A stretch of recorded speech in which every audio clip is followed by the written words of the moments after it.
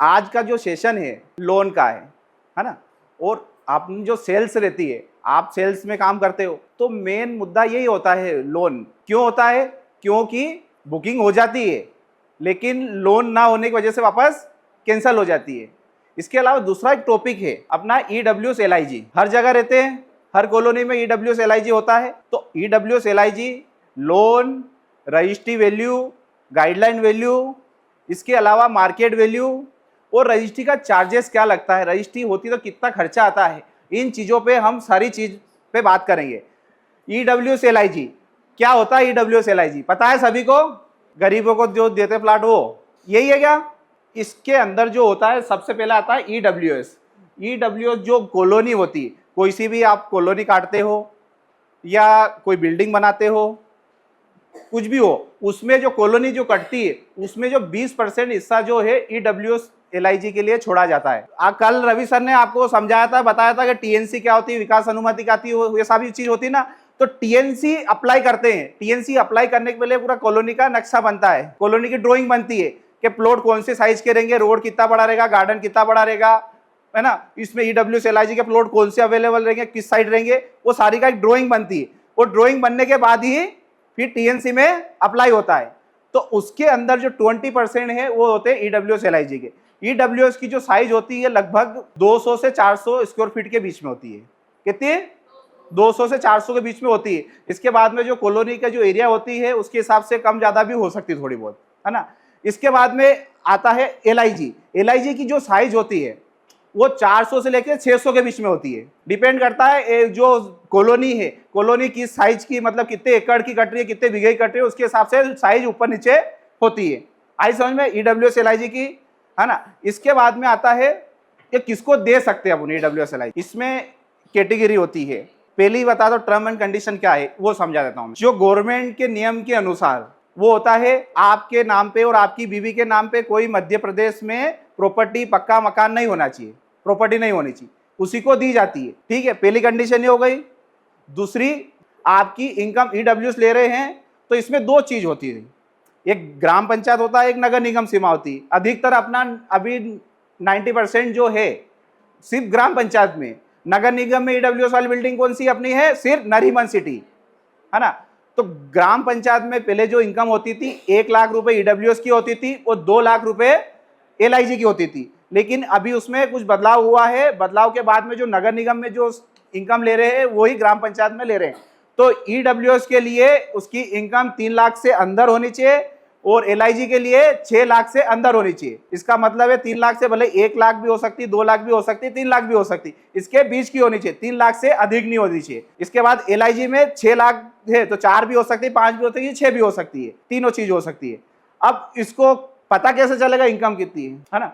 आजकल सैलरी से तो पता नहीं कर सकते हैं, उसके लिए गवर्नमेंट के कुछ रहते हैं सिस्टम। उसके अंदर अपने को प्रमाण पत्र जारी होता है नगर निगम से, उसको बोलते हैं आय प्रमाण पत्र। तो कंपलसरी होता है आय प्रमाण पत्र। उसमें इनकम आपकी कितनी भी हो, लेकिन वो जो आय प्रमाण पत्र जो बनेगा वो 3 लाख के अंदर का बनेगा तो EWS का ले सकता है, 6 लाख के अंदर बनेगा वो LIG का ले सकता है। और जिसके अंदर जो पेपर है वो सारे में आपको समझा जाए। एक हो गया है आय प्रमाण पत्र, है ना, आय इतनी होनी चाहिए उसके हिसाब से बनाना चाहिए। उसके बाद हो गया एक दूसरा पेपर हो गया है मूल निवासी। उस आवेदन के ऊपर लिखा रहेगा आप मध्य प्रदेश के मूल निवासी होगा उसी को प्लॉट मिलेगा, मध्य प्रदेश के बाहर वाले को नहीं मिल सकता है। मूल निवासी प्रमाण पत्र बनाने के लिए क्या होता है, उसके लिए आपका आधार कार्ड मध्य प्रदेश का होना चाहिए। मध्य प्रदेश के बाद में आपका आधार कार्ड इंदौर का होना चाहिए। इंदौर का आधार कार्ड होगा तो ही आपका मूल निवासी और आय प्रमाण पत्र बन पाएगा।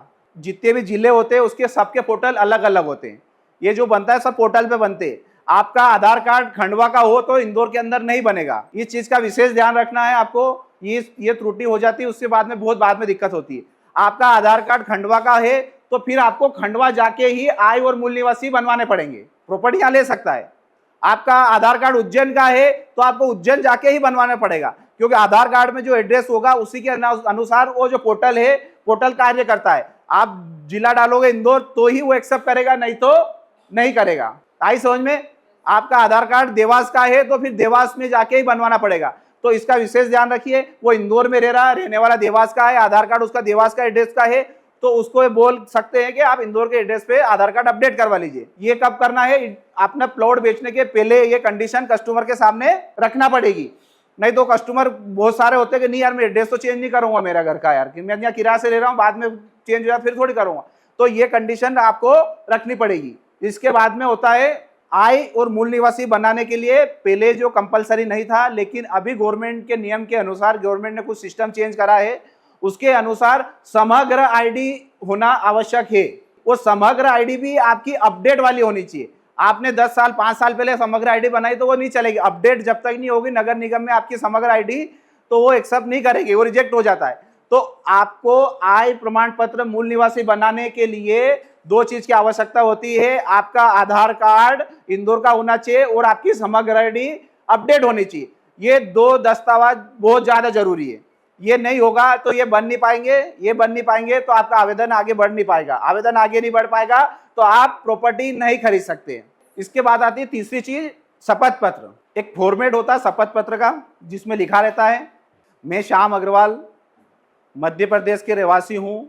मध्य प्रदेश के अंदर मेरे नाम पे कोई भी भूखंड मकान नहीं है, पक्का मकान, ये लिखा रहता है उसमें हिंदी में एकदम। तो वो 100 रुपए के स्टाम्प पे बनता है, उस पर नोटरी होती है। नोटरी होने के बाद में ये तीनों आवेदन दस्तावेज लग के फिर आगे बढ़ता है। तो वो लिखना आवश्यक है। अभी इसमें कुछ क्वेश्चन आते हैं कि सर मेरे पास तो प्रॉपर्टी है, मैं ले सकता कि ले सकता? आप ले सकते हैं, लेकिन आपको वो आवेदन देना जरूरी है। वो आवेदन देना पड़ेगा, नहीं तो आगे जाके भविष्य में कोई भी फ्यूचर में कोई दिक्कत हो तो अपने पे उंगली नहीं उठा सकते कोई, है ना। तो वो जरूरी है, वो आवेदन देना जरूरी है। इसके अलावा उसके अंदर और क्या पेपर की आवश्यकता है, एक मूल निवासी, आय प्रमाण पत्र, आधार कार्ड अपडेट इंदौर का, और 2 फोटो, पासपोर्ट साइज 2 फोटो। और जब भी ये होता है आवेदन, रजिस्ट्री 2 के नाम पे हो रही है, हस्बैंड वाइफ के नाम, लेकिन आवेदन सिर्फ एक के नाम पे होगा। इसका विशेष ध्यान रखना है।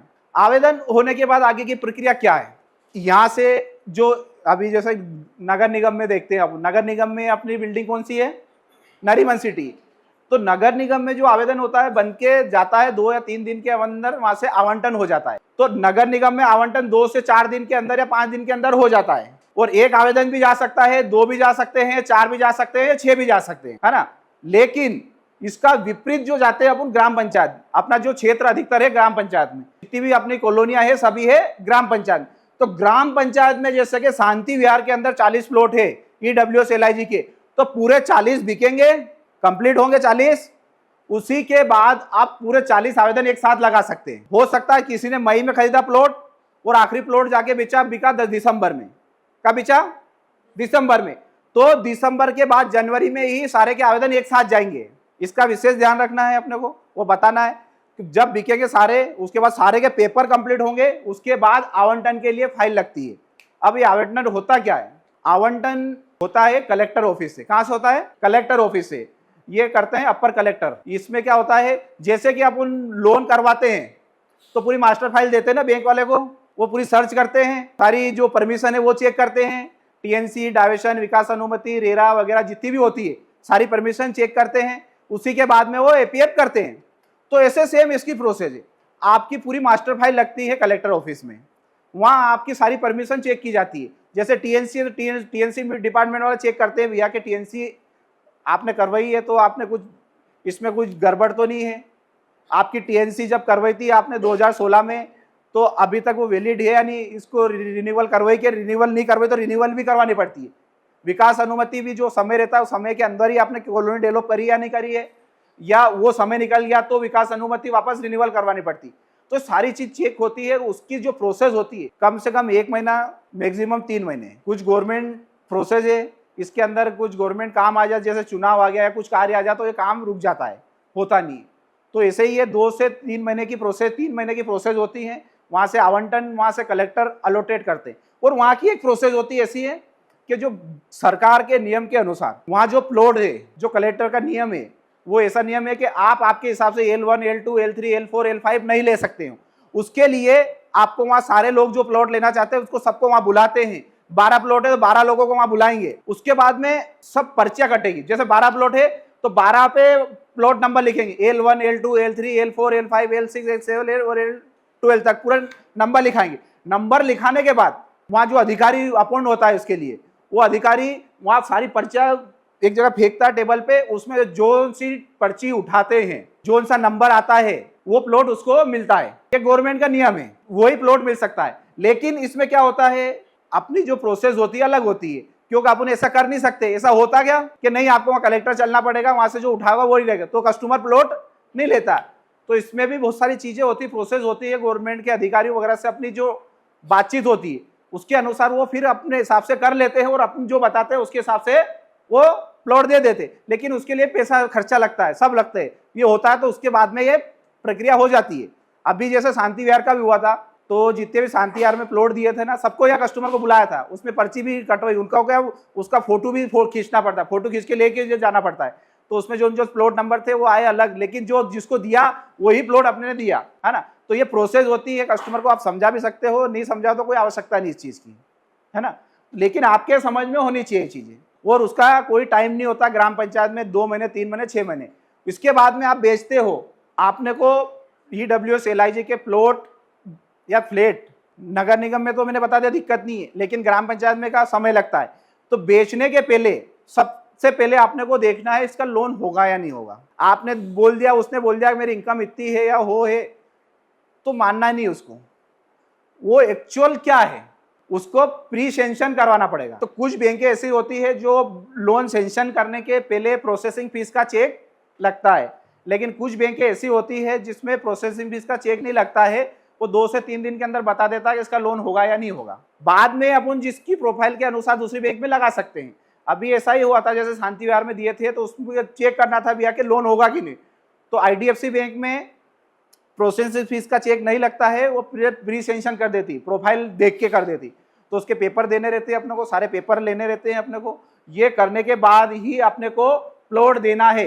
भले ही वो डाउन पेमेंट दे दे, लेकिन उसको पहले लोन कंफर्म करना है। लोन कंफर्म नहीं हुआ आपका, और बाद में आपने आवंटन के लिस्ट दे दिए, आवंटन के लिए आगे प्रोसेस कर दिया, आवंटन हो गया, तो वो कैंसिल करने में पैसे भी लगते हैं और 1 साल लग जाता है।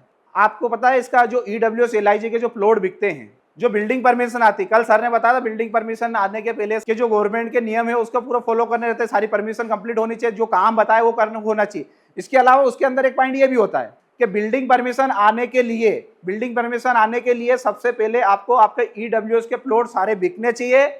बिकने के साथ में, बिकने से नहीं होता है, बिकने के साथ में आपको वहां से आवंटन होने चाहिए और सबकी रजिस्ट्री होनी चाहिए, तो ही आगे बिल्डिंग परमिशन की प्रोसेस होती है। आपने एक ऐसा प्लॉट बेच दिया जिसका लोन नहीं हुआ है, उसने कैंसिल कर दिया और वो 1 साल डिले हो गया, तो जो कस्टमर को आपने नॉर्मल प्लॉट बेचे, जैसे तनिष्क हो गया, तनिष्क में नॉर्मल प्लॉट बेचे, तो कस्टमर किसको परेशान करेगा बिल्डिंग परमिशन के लिए? आपको ही करेगा, हमें करेगा ना। लेकिन एक प्लॉट ऐसा बेचा जिसका लोन नहीं हुआ, वो कैंसिल हो गया, तो कॉलोनी की जो बिल्डिंग परमिशन आने में 1 साल पीछे चले जाएंगे, 1 साल डिले हो जाएगा। तो बेचने के पहले अपने को प्री सेंशन करवाना आवश्यक है। आपने नहीं करवा सेंशन, उसका लोन नहीं हुआ और उसको फिर नगद में देना पड़ेगा। अब EWS वाले ऐसे होते नहीं, बहुत कम होते हैं कि जो नगद में लेते हैं। कम से 10-15 लाख का प्लॉट एक किसी के पास नहीं निकलता, तो फिर जाके वहां कहानी अटक जाती। कस्टमर बोल जाए नहीं मेरे को कैंसिल ही करना, फिर उसका कुछ भी नहीं कर सकते आप। उसी के नाम पे रजिस्ट्री करवानी पड़ेगी। आपके पास से पैसे दो या उससे लो, रजिस्ट्री करवानी पड़ेगी। रजिस्ट्री नहीं करवाई तो आपकी जो बिल्डिंग परमिशन है कॉलोनी की 1 साल डिले हो जाएगी। बेचने के पहले आपने बेच दिया, बहुत अच्छी बात है कि प्लॉट बेचा, लेकिन आप उसका प्री सेंशन लोन करवाना आवश्यक है। कस्टमर अच्छी कमा रहा है, सैलरी अच्छी है, लेकिन सिविल खराब है तो लोन नहीं होता है। तो इसके लिए वो जब लॉगिन होगी फाइल आपकी, तो वहां पर सभी आ जाता है कि भैया सिविल खराब है, लोन होगा या ना होगा, कितना नहीं होगा, वो सारी चीज आ जाएगी। अब आती है बात लोन की। ये तो सब वो चीज हो गई, लोन होता कैसे है, लोन के लिए क्या क्या डॉक्यूमेंट लगते हैं, लोन किसको दे सकते हैं, लोन किसको नहीं दे सकते हैं, और ये जो प्रॉपर्टी खरीद रहे 20 लाख की, इस पे कितना लोन हो सकता है, उसकी इनकम के हिसाब से कितना हो सकता है और प्रॉपर्टी वैल्यू के हिसाब से कितना हो सकता है, ये सारी चीज की अपन आज बात करेंगे। लोन किसका होता है? जो कमा रहा है, जिसकी इनकम है। बिना इनकम वाले का लोन नहीं होता है। तो इनकम वाले 2 तरह के होते हैं, या बिजनेस कर रहा है या सैलरी है उसकी, 2 ही चीज होती ना, इसके अलावा कुछ और है नहीं, है ना। बिजनेस कर रहा है, सैलरी है। तो सैलरी जिसकी होती है उसकी कितनी सैलरी होनी चाहिए? आज मानो आपने प्लॉट बेचा, एक किसी भी जगह 30 लाख का प्लॉट बेचा, तो प्लॉट पे कितना लोन होता है? 70%। लेकिन प्लॉट प्लस मकान बनाने के लिए लेते हो आप तो 90% लोन हो जाता है, इसका ध्यान रखना आप। लेकिन वो प्लॉट का देगा 70% अभी, जब मकान बनाने लगोगे जब जाके बाकी का जो पैसा है 20% वो तब मकान बनाने तब देंगे। तो इसका ध्यान रखना है अपने को। आपकी इनकम है 40,000 रुपए, माना एक बार 40,000 इनकम है, तो जो इनकम है उसका आधा आधा कितना हो गया? 20,000। तो 20 लाख तक ही लोन हो सकता है।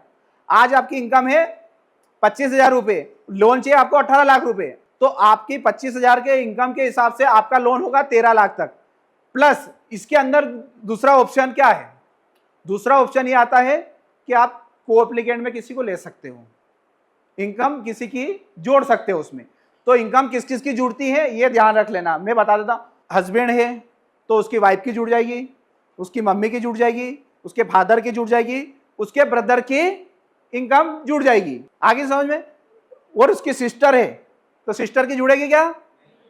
हाँ, तो इसका विशेष ध्यान रखना है। सिस्टर, आप ब्रदर सिस्टर हैं, भाई बहन है, दो ही 40-40 हजार कमा रहे हैं, तो दो ही की इनकम नहीं जुड़ेगी, सिर्फ एक ही की जुड़ेगी, है ना। मतलब लड़के की इनकम कभी भी जुड़ती नहीं है, इसका ध्यान रखना आपको, है ना। उसके अंदर हो गया जैसे कि 25,000 इनकम है आपकी, 18 लाख लोन चाहिए, 13 लाख आपका हो गया। आपकी वाइफ भी 25,000 कमाती, तो आपकी इनकम कितनी हो गई? 50,000, है ना। तो 50 का आधा कितना हो गया? 25 लाख। तो अब इसका 18 लाख लोन हो सकता है या नहीं? हो जाएगा ना। तो आपको बुकिंग करने के पहले ये चीजें समझना है, ठीक है। चलो ये तो हो गया एक बात कि 50,000 की इनकम हो गई उसकी। बात दूसरी हो गई कि 50,000 इनकम के हिसाब से 25 लाख लोन हो सकता है, लेकिन उसका एक कार लोन चल रहा है जिसकी 13,000 ईएमआई आ रही है, एक बाइक लोन चल रहा है जिसकी 3,000 ईएमआई आ रही है।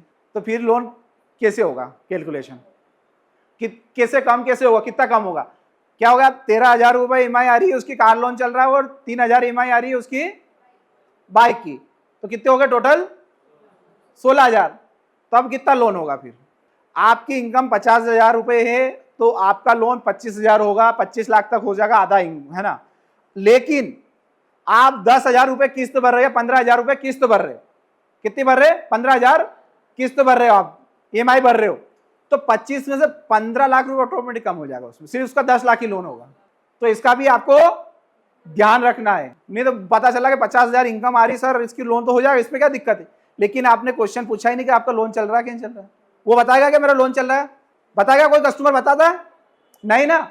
तो आपको पूछना आवश्यक है कि सर आपने कोई लोन लिया अभी तक क्या? कि हाँ यार कार लोन चल रहा है। ये बातें अधिकतर बुकिंग के बाद में पता चलती है, 90% पता चलती है नहीं कि उसका लोन चल रहा है इसलिए लोन नहीं हो। नहीं तो आपने बता दिया, मेरे को आके बता दिया कि वो आपके सीनियर के सर से 50,000 की इनकम है, सैलरी है, वो इतना लोन चाहिए इसको 18 लाख रुपए, और ये बुकिंग फॉर्म है और ये डाउन पेमेंट है, तो वो भी समझ नहीं पाएंगे ना इसको कि ठीक है यार लोन कितना बताया तो होगा है। लेकिन आपकी वजह से, क्वेश्चन ना पूछने की वजह से वो डील कैंसिल हो सकती है। फिर क्या करना? फिर अपने को कोई दूसरी की इनकम जोड़ सकते हैं उसमें, 2 की भी जोड़ सकते हैं, 3 की भी जोड़ सकते हैं, ऐसा नहीं है। 2 भाई की भी जोड़ सकते हैं, 2 भाई की भी इनकम जोड़ ली आपने, और उसके फादर कमा रहा तो उसकी भी जोड़ सकते हैं। लेकिन ये कुछ बैंकें करती, कुछ नहीं करती, वो अलग अलग पॉलिसी के अनुसार होता है। तो ये चीज आई समझ में?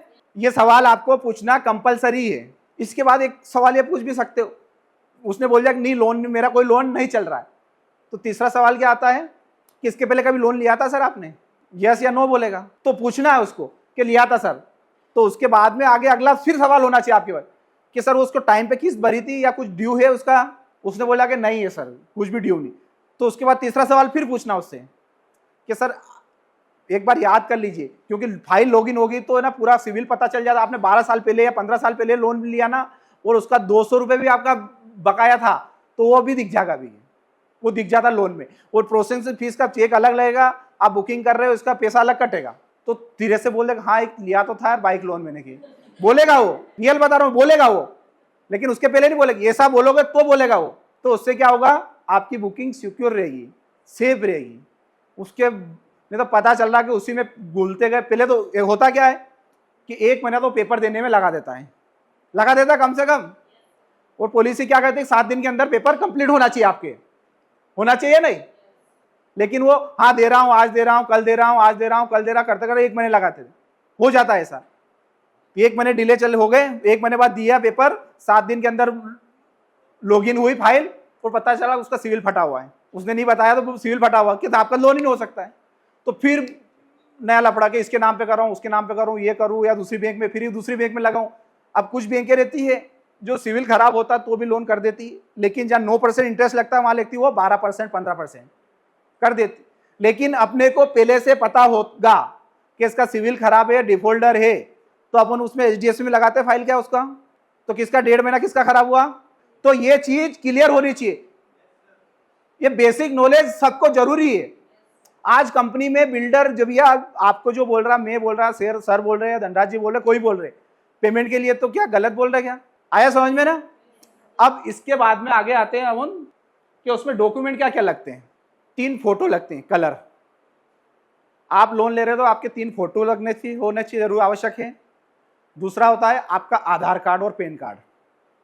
आधार कार्ड आप जहां जिस एड्रेस पे रह रहे हो उसी एड्रेस का होना आवश्यक है। नहीं है आपके पास उस एड्रेस का तो आप बुकिंग करें तभी बोल सकते हैं 3 से 5। आजकल आधार कार्ड अपडेट होने में कोई समय नहीं लगता है, कोई परेशानी नहीं आती है, कोई दिक्कत नहीं होती है, तुरंत हो जाता है, 3 से 4 दिन में हो जाता है, ज्यादा मैक्सिमम मानो तो हफ्ते भर के अंदर। लेकिन वो बुकिंग के पहले आपने बता दिया तो हफ्ते भर के अंदर सारी चीज कर लेगा। क्योंकि कुछ बैंकें जो होती हैं जैसे HDFC है, आधार कार्ड अपडेट ही मांगती है उसी एड्रेस का, तो ये आगे लॉगिन होती है फाइल, नहीं तो लॉगिन भी नहीं होती है। कुछ बैंकें होती है जिसमें आप रेंट एग्रीमेंट दे दो चल जाता है। वो रेंट एग्रीमेंट कितने का होना चाहिए? 500 रुपए का, ये भी लिख लो, रेंट एग्रीमेंट 500 का होना आवश्यक है। आधार कार्ड की कॉपी 2 ही तरफ होना चाहिए। इसके बाद आती है इनकम प्रूफ। इनकम प्रूफ में होता है सैलरी स्लिप, 3 महीने की सैलरी स्लिप होनी चाहिए। 3 महीना कौन सा? लास्ट 3 मंथ, पिछला 3 मंथ। अभी चल रहा है अप्रैल, तो 3 महीना कौन सा? जनवरी, फरवरी और मार्च। 3 महीने की सैलरी स्लिप, 6 महीने का बैंक स्टेटमेंट। उसके बाद आता है आप जिस कंपनी में काम कर रहे हो उस वहां से मिलता है फॉर्म नंबर 16, फॉर्म नंबर 16, वो भी आवश्यक होता है। और जिस कंपनी में आप काम कर रहे हो वहां का कोई ऑफर लेटर होगा आपके पास, ऑफर लेटर या ज्वाइनिंग लेटर, या आपको कुछ भी दिया होगा वहां कंपनी से, तो वो भी जरूरी है।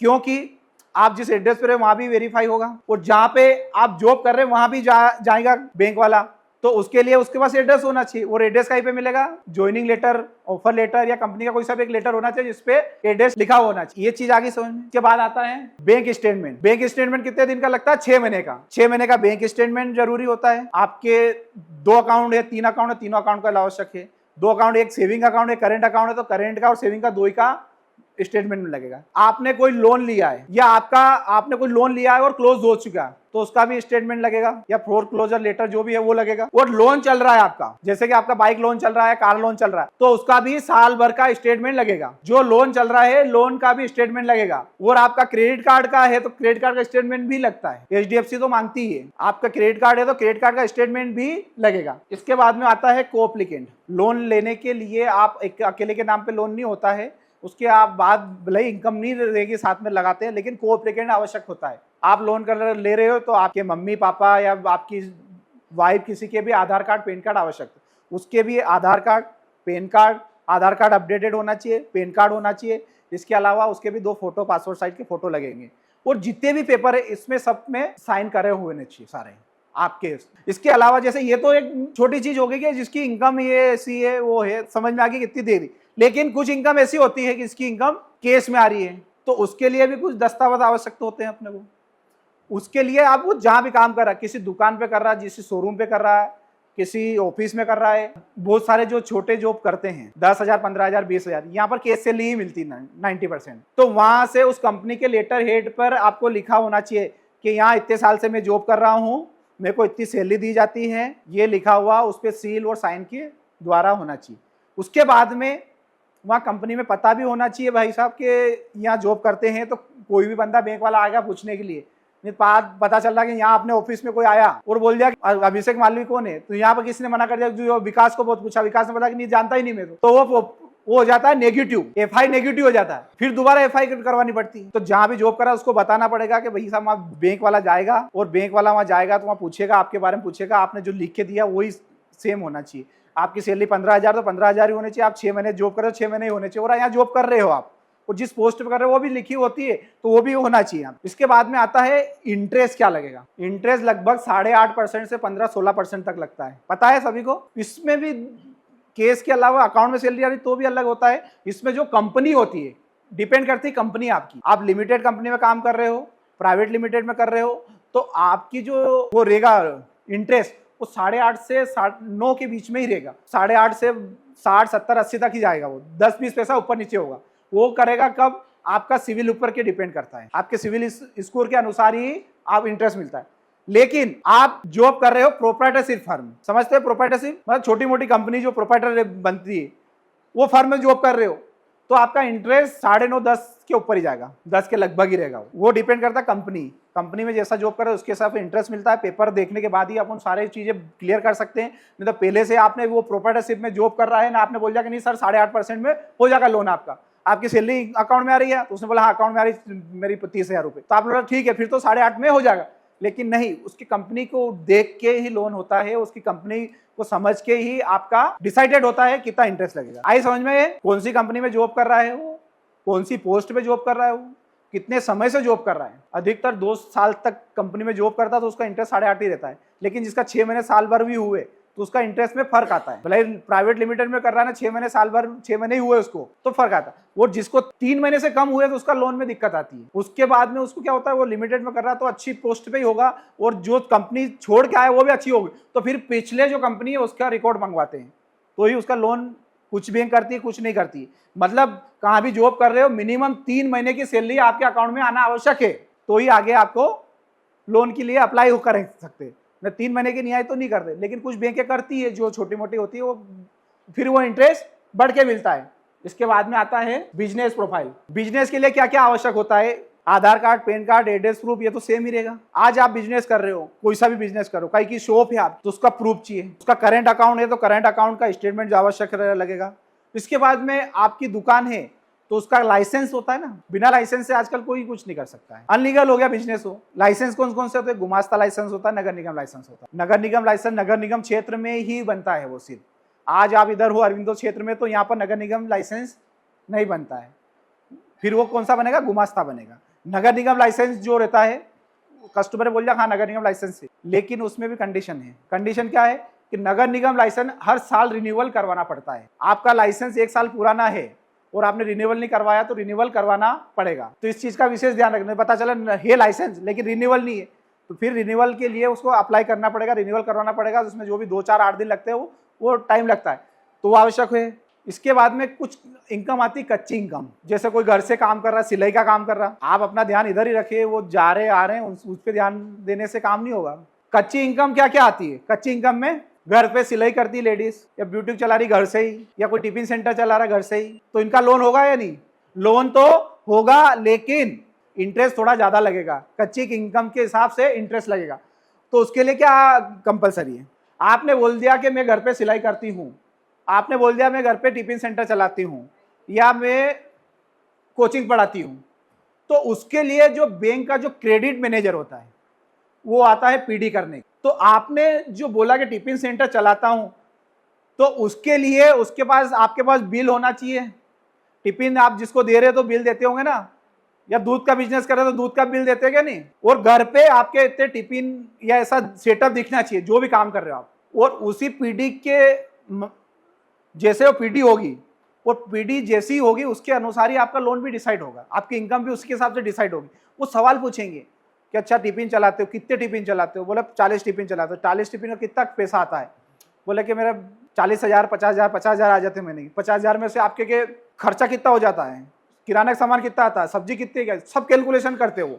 उसके बाद इनकम डिसाइड करते हैं। क्या 20 आप उनने डिसाइड किया 20,000 इनकम है इनकी, तो फिर 10 लाख लोन हो सकता है। और एक चीज और, केस जो सैलरी रहती है, केस इनकम केस सैलरी रहती है ना, उसमें 10 लाख से ज्यादा लोन नहीं होता है, इसका ध्यान रखना आप। भले ही वो बोल दे 50,000 लिखा ले, लेटर हेड पे लिखा के 50,000 इनकम है तो 25,000 हो जाएगी, 25 लाख हो जाएगा, नहीं होगा। 10 लाख से ज्यादा केस वाले का लोन नहीं होगा, इसका भी ध्यान रखना है ना। ये सारी पीडी होने के बाद भी डिसाइड होता है कि आपका लोन होगा या ना होगा, कितना होगा कितना नहीं होगा। तो वो क्रेडिट मैनेजर ही डिसाइड करेगा, ना बैंक वाला डिसाइड करेगा, ना मैं करूंगा, ना जो बेच रहा वो करेगा, है ना। तो इसका भी विशेष ध्यान रखिए कि कस्टमर को समझाना पड़ता है सारी चीजें कि आपके यहाँ आएगा, बैंक वाला खुद समझाता है, जो एसोसिएट रहता है बैंक वाला जो आता है आपसे लॉगिन करता फाइल, वो सब समझाता है। जब बड़ा बिजनेस करते हैं तो एक तो लाइसेंस आवश्यकता होता है, करेंट अकाउंट आवश्यक होता है, इसके अलावा 3 साल की ITR, 3 साल की ITR कंपलसरी है। 3 साल की ITR नहीं है आपकी, 2 साल की है। तो लोन हो जाता है, लेकिन इंटरेस्ट में फर्क आता है। और किसी ने 1 साल की 2 साल की भरी हुई, इसमें एक चीज और होती है, आईटीआर जो भरते हैं उसमें मिनिमम 6 महीने का गैप होना चाहिए। 3 साल की आईटीआर आवश्यक होती है। 3 साल की हो तो आपका इंटरेस्ट में कोई फर्क नहीं आता है। बिजनेस प्रोफाइल और सैलरी प्रोफाइल में इंटरेस्ट में 5-10 पैसे का फर्क आता है, हाँ, तो इसका भी ध्यान रखना है। 7 दिन के अंदर पेपर कंप्लीट हो गए आपके। उसके बाद में बिल्डर साइड से क्या पेपर आवश्यक, जैसे लॉगिन होती है फाइल, उसके लिए सबसे पहले चलती है ड्राफ्टिंग। ड्राफ्ट जो रजिस्ट्री होती है ना, जितने रजिस्ट्री में पॉइंट लिखे रहते हैं ना, वही उसको ड्राफ्ट बोलते हैं। सिर्फ रजिस्ट्री में रजिस्ट्री नंबर वगैरह ये चीज होती है, स्टाम्प ड्यूटी वगैरह ये चीज होती है, 2 पेज अलग रहते हैं, बाकी सेम होता है। प्लाट नंबर वही रहता है, चतुर्सीमा वही रहती है, नाम, नंबर, ईमेल आईडी वगैरह सारी चीजें वही रहती है। तो ड्राफ्ट का मतलब होता है एक रजिस्ट्री है, वो जो ड्राफ्ट है वो वही पूरी छप के रजिस्ट्री में आएगी। तो वो लॉगिन करने के पहले आपको ड्राफ्टिंग की आवश्यकता होती है। ड्राफ्टिंग बनाने के लिए केवाईसी की आवश्यकता होती है। तो सबसे पहले आपको आधार कार्ड, पैन कार्ड और एक कैंसल चेक की भी आवश्यकता रहती है। क्या 3 चीज मंगवानी है, आधार कार्ड, पैन कार्ड और कैंसल चेक। ये आप व्हाट्सएप पे मंगवा लोगे। उसके बाद में आप यहाँ दे दोगे, ऑफिस में जो डॉक्यूमेंट बनवाते हैं जो भी है ना, उनको दे दोगे तो वहां से ड्राफ्ट बन जाएगी। ड्राफ्ट के बाद में होता है, कुछ बैंक को अलॉटमेंट लगता है, कुछ को ड्राफ्ट से काम हो जाता है। एक अलॉटमेंट होता है। अलॉटमेंट का मतलब होता है एक पेज का ही बनता है वो, सिर्फ उसमें प्लाट नंबर लिखा रहता है, अपना नाम लिखा रहता है, चतुर्सीमा लिखी रहती, और आपने जो पेमेंट दिया है चेक वाला 1 नंबर में जो पेमेंट दिया वो लिखा रहता है। और अलॉटमेंट का मतलब होता है आपके नाम से अलॉटेड कर दिया, ये प्लॉट किसी और को बेच नहीं सकते, उसी के माध्यम से पूरा लोन होता है। उसके बाद में होता है एक बिल्डर एनओसी। ये बिल्डर एनओसी कब लगती है, ये बाद में जब डिसबर्समेंट होता है ना तब लगती है, तो ये भी बनवानी पड़ती है। ये भी बिल्डर साइड से एक पेपर होता है। और कस्टमर ने जैसे जो 1 लाख का चेक दिया है, 50,000 का चेक दिया, तो उससे वो स्टेटमेंट मंगवाना भी आवश्यक है। उसके बाद होता है एपीएफ और नॉन एपीएफ, जैसे कि शांति विहार है, एचडीएफसी से एपीएफ है और एक्सिस से एपीएफ नहीं है। तो इसमें फर्क क्या आता है, एपीएफ हुआ तो एपीएफ से ये कंफर्म हो जाता है कि आपका जो प्रोजेक्ट है एचडीएफसी से एपीएफ हो चुका है, इसमें कोई भी पेपर की आवश्यकता नहीं है। आपको एकदम लीगल प्रोजेक्ट है, हम लोन यहाँ पर कर सकते हैं, उन्हें सील लगा दिए और एक लेटर दे दिया आपको। और एक्सिस से एपीएफ नहीं है तो आपको पूरी मास्टर फाइल पेपर देना, चेन डॉक्यूमेंट बोलते हैं जिसको, सारी चेन डॉक्यूमेंट देने रहते हैं। चेन डॉक्यूमेंट मतलब जितनी भी रजिस्ट्रियाँ उसकी, उस जमीन की, वो सारी रजिस्ट्रियाँ देनी पड़ती हैं। टीएनसी, डायवेशन, विकास अनुमति, सारे पेपर देने पड़ते हैं। मतलब पूरे पेपर देने के बाद में भी उसमें लीगल टेक्निकल जो होता है उसमें 2,500 रुपये एक्स्ट्रा लग जाता है कस्टमर का। लेकिन एपीएफ होता है तो वो 2,500 रुपये बच जाता है। आया फर्क समझ में। एपीएफ करवाने के लिए पूरी मास्टर फाइल देनी रहती है, वो सर्च रिपोर्ट बनाते हैं प्रॉपर्टी की, सब करके कंप्लीट हो, लगभग एपीएफ होने में मिनिमम 1 महीना लग जाता है, 15 दिन लगता है, 15 से 1 महीना मिनिमम लग ही जाता है। बोलते 15 दिन पर 1 महीना लग जाता है। तो अब उन क्या करते हैं कि भैया जिससे एपीएफ उससे लोन क्यों करवाते हैं, इसी वजह से कि लोन तुरंत हो जाए। नहीं तो नॉन एपीएफ वाले बैंक से करवाएंगे तो 1 महीना डिले हो जाएगा। बोलते हैं ना जिससे एपीएफ है उससे आपने को लोन करवाना, कस्टमर को बोलते हैं ना, तो ये इसलिए बोलते हैं। आया समझ में ना। एपीएफ नॉन एपीएफ का मतलब कस्टमर का पैसा भी लगता है, 2-3 हज़ार रुपये ज्यादा लग जाता है लीगल टेक्निकल के लिए। उसमें वकील जो सर्च रिपोर्ट बनाता है उसके अलग पैसे देने पड़ते हैं। लेकिन एपीएफ में वो लीगल सर्च रिपोर्ट सब बनी होती है, कंप्लीट रहती है, तो बार बार नहीं करती। लेकिन इसमें जितनी बार करोगे इतनी बार लीगल सर्च रिपोर्ट बनती है, तो इतनी बार पैसा लगता है, हर कस्टमर का लगता है। वो फ्लैट जहाँ बेचते हैं अपन, तो जो रजिस्ट्री हो रही है, जैसे 30 लाख की रजिस्ट्री है, तो 30 लाख का 10% कस्टमर को अपनी तरफ से देना रहता है, उसको बोलते हैं ओसीआर। वो देंगे तो ही आगे की प्रोसेस होगी, क्योंकि वो ओसीआर बाकी जो 10% दिया, बाकी बच्चा कितना 90% बैंक देगी। लेकिन तब देगी वो तब 10% आप ओसीआर दोगे क्लियर। लेकिन इसका आगे चलते हैं प्लॉट का ओसीआर लगता है 20%। प्लॉट आपने बेचा है 20 लाख का, तो इसमें ओसीआर कितना लगेगा 20%। जो वैल्यू होती है रजिस्ट्री वैल्यू, उसका 20% कस्टमर को देना है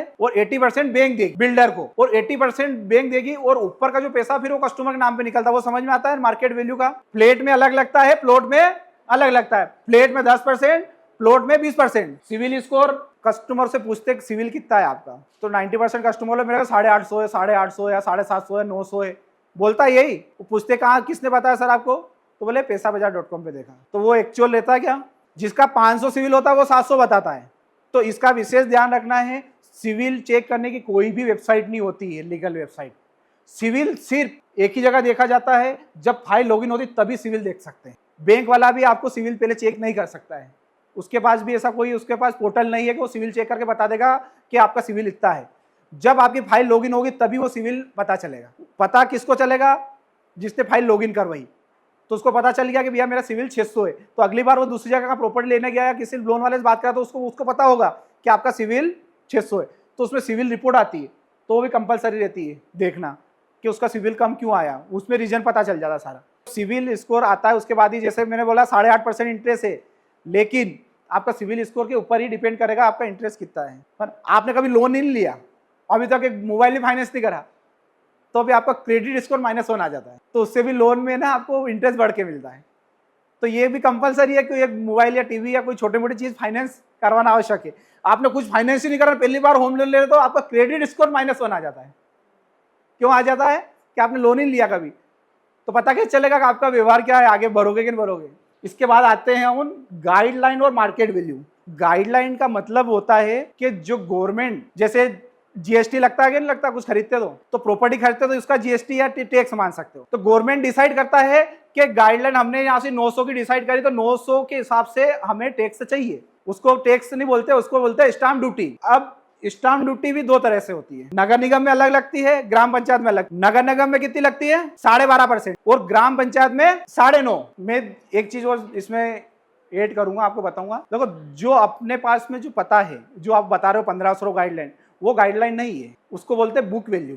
गवर्नमेंट ने डिसाइड करा है, वहां की जो गाइडलाइन है 605 रुपए की। ये पहले वाली बता रहा हूं मैं, अभी की नहीं बता रहा हूँ। कितने की बता रहा हूँ? पहले वाले की, लेकिन अभी 911 हो गई। अब उन पहले में बात करते, तो गाइडलाइन क्या है शांति विहार की? 605 रुपए। और जो 1500 से रजिस्ट्री करे वो बुक वैल्यू है। तो इसका जो जैसे 800 स्क्वायर फीट का प्लॉट बेचते हैं, तो कितने का हो रहा है? 800 इंटू 1500 करो, कितने आएगा? करो एक बार, 12 लाख हुए, है ना। तो 12 लाख हुए, तो जो स्टाम्प ड्यूटी लगती है वो किससे, जितने की वैल्यू है उसके हिसाब से लगती है ना। तो 12 लाख का 9.5% कितना होता है? 1,14,000। ये कितने? 800 स्क्वायर फीट प्लॉट पे, तो स्टाम्प ड्यूटी कितनी हो गई? 1,14,000। अब मैं इसमें आपको थोड़ा सा एक लॉजिक समझाता हूँ। ये अपनी है बुक वैल्यू 1200 की, तो 12 लाख की रजिस्ट्री हो रही। इसमें जो स्टाम्प ड्यूटी लगेगी 2 तरह से लगती है। आपका प्लॉट है 800 स्क्वायर फीट, इसकी जो गाइडलाइन है 605 की, लेकिन बुक वैल्यू है 1500 की। कितने की? 1500 की। तो 800 इंटू 605, तो रजिस्ट्री का जो चार्ज लगेगा इस पे 4,84,000 आ रहे ना, तो 4,84,000 जो है इसका लगेगा 9.5%। जो गाइडलाइन है 800 इंटू 605 करेंगे तो इसका जो आएगा 4,84,000 का 9.5% हो गया। अब इसमें क्या होता है, गाइडलाइन से ऊपर अपन रजिस्ट्री कर रहे हैं। क्या कर रहे हैं? गाइडलाइन से ऊपर रजिस्ट्री कर रहे हैं। तो इसमें जो ऊपर है अमाउंट कितना हो गया? ऊपर कितना अमाउंट आ रहा है? 1500 माइनस 605, मतलब 895 की ज्यादा की रजिस्ट्री कर रहे हैं अपन। तो इस पे कितना लगेगा? तो 895 इंटू 800, तो इसका लगेगा 2.5%। तो आपकी रजिस्ट्री का जो चार्ज कितना लगना चाहिए फिर? वो लगभग आएगा 66,000 के लगभग आएगा, 65,000। लेकिन जो EWS LIG के प्लॉट होते हैं उसकी जो रजिस्ट्री होती है एक्चुअल गाइडलाइन से ही होती है, उसको बढ़ा के नहीं कर सकते हैं, है ना। तो ये भी आपने को मतलब आवश्यक है। मतलब आपने बता दिया 12 लाख का 9.5% इतना हो जाता, आप कैसे जस्टिफाइड कर पाओगे? कस्टमर को कर पाओगे क्या? लेकिन यहाँ ये बताना है 9.5% रजिस्ट्री जो गाइडलाइन है उसका 9.5% लगेगा, रजिस्ट्री के ऊपर का 2.5% लगेगा।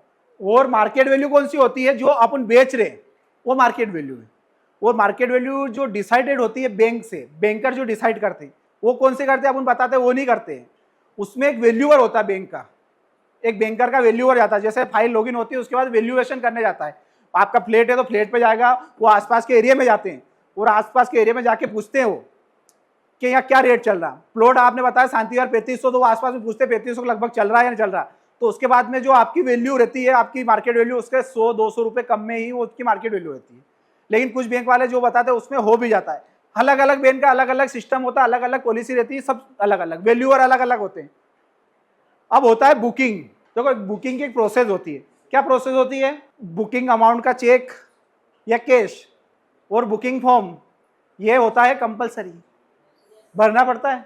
आपने पेमेंट लिया कस्टमर से 51,000, 50,000 रुपए लिए। कितने लिए? 50,000। तो आपके हफ्ते भर के अंदर आपका डाउन पेमेंट आना चाहिए। डाउन पेमेंट का मतलब होता है आपने लिया फ्लैट 30 लाख का, कितने का?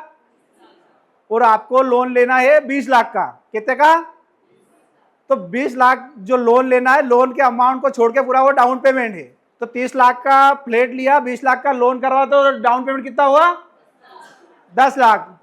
अब 10 लाख डाउन पेमेंट है, तो इसके अंदर दो प्रक्रिया होती है। आपकी रजिस्ट्री हो रही है 20 लाख की, तो इसमें दो पार्ट में पेमेंट लेना है। एक पार्ट तो ए पे लेना है जिसमें 50,000 रुपए दे दिए आपने, तो 20 लाख का 10% कितना होता है? 2 लाख। 50,000 आपने ले लिए टोकन अमाउंट, तो बाकी चेक से और कितना लेना है? 1.5 लाख। और बाकी जो आप बचा हुआ 8 लाख बी पार्ट में लेना है। एक प्रक्रिया हो गई। दूसरी प्रक्रिया क्या होती है? लोन की।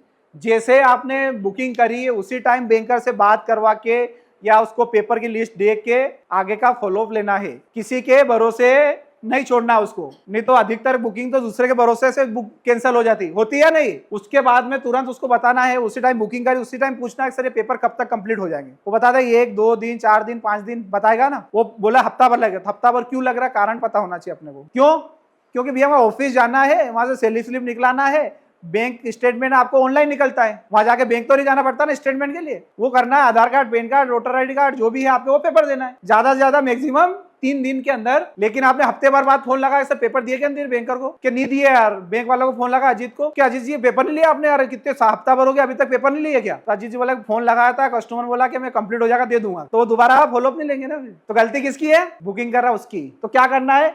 उसने बोला सर ये 2 दिन में कंप्लीट कर लूंगा, कि मैं ऑफिस जाके एक बार समझ लेता हूँ सैलरी स्लिप कितने दिन। तो अगले दिन तुरंत उसको फोन लगाना, सर सैलरी स्लिप की बात होगी ऑफिस में आपकी। तो इसका विशेष ध्यान रखना है। आया समझ में अपने को? फॉलोअप किसी अपने को लेना है।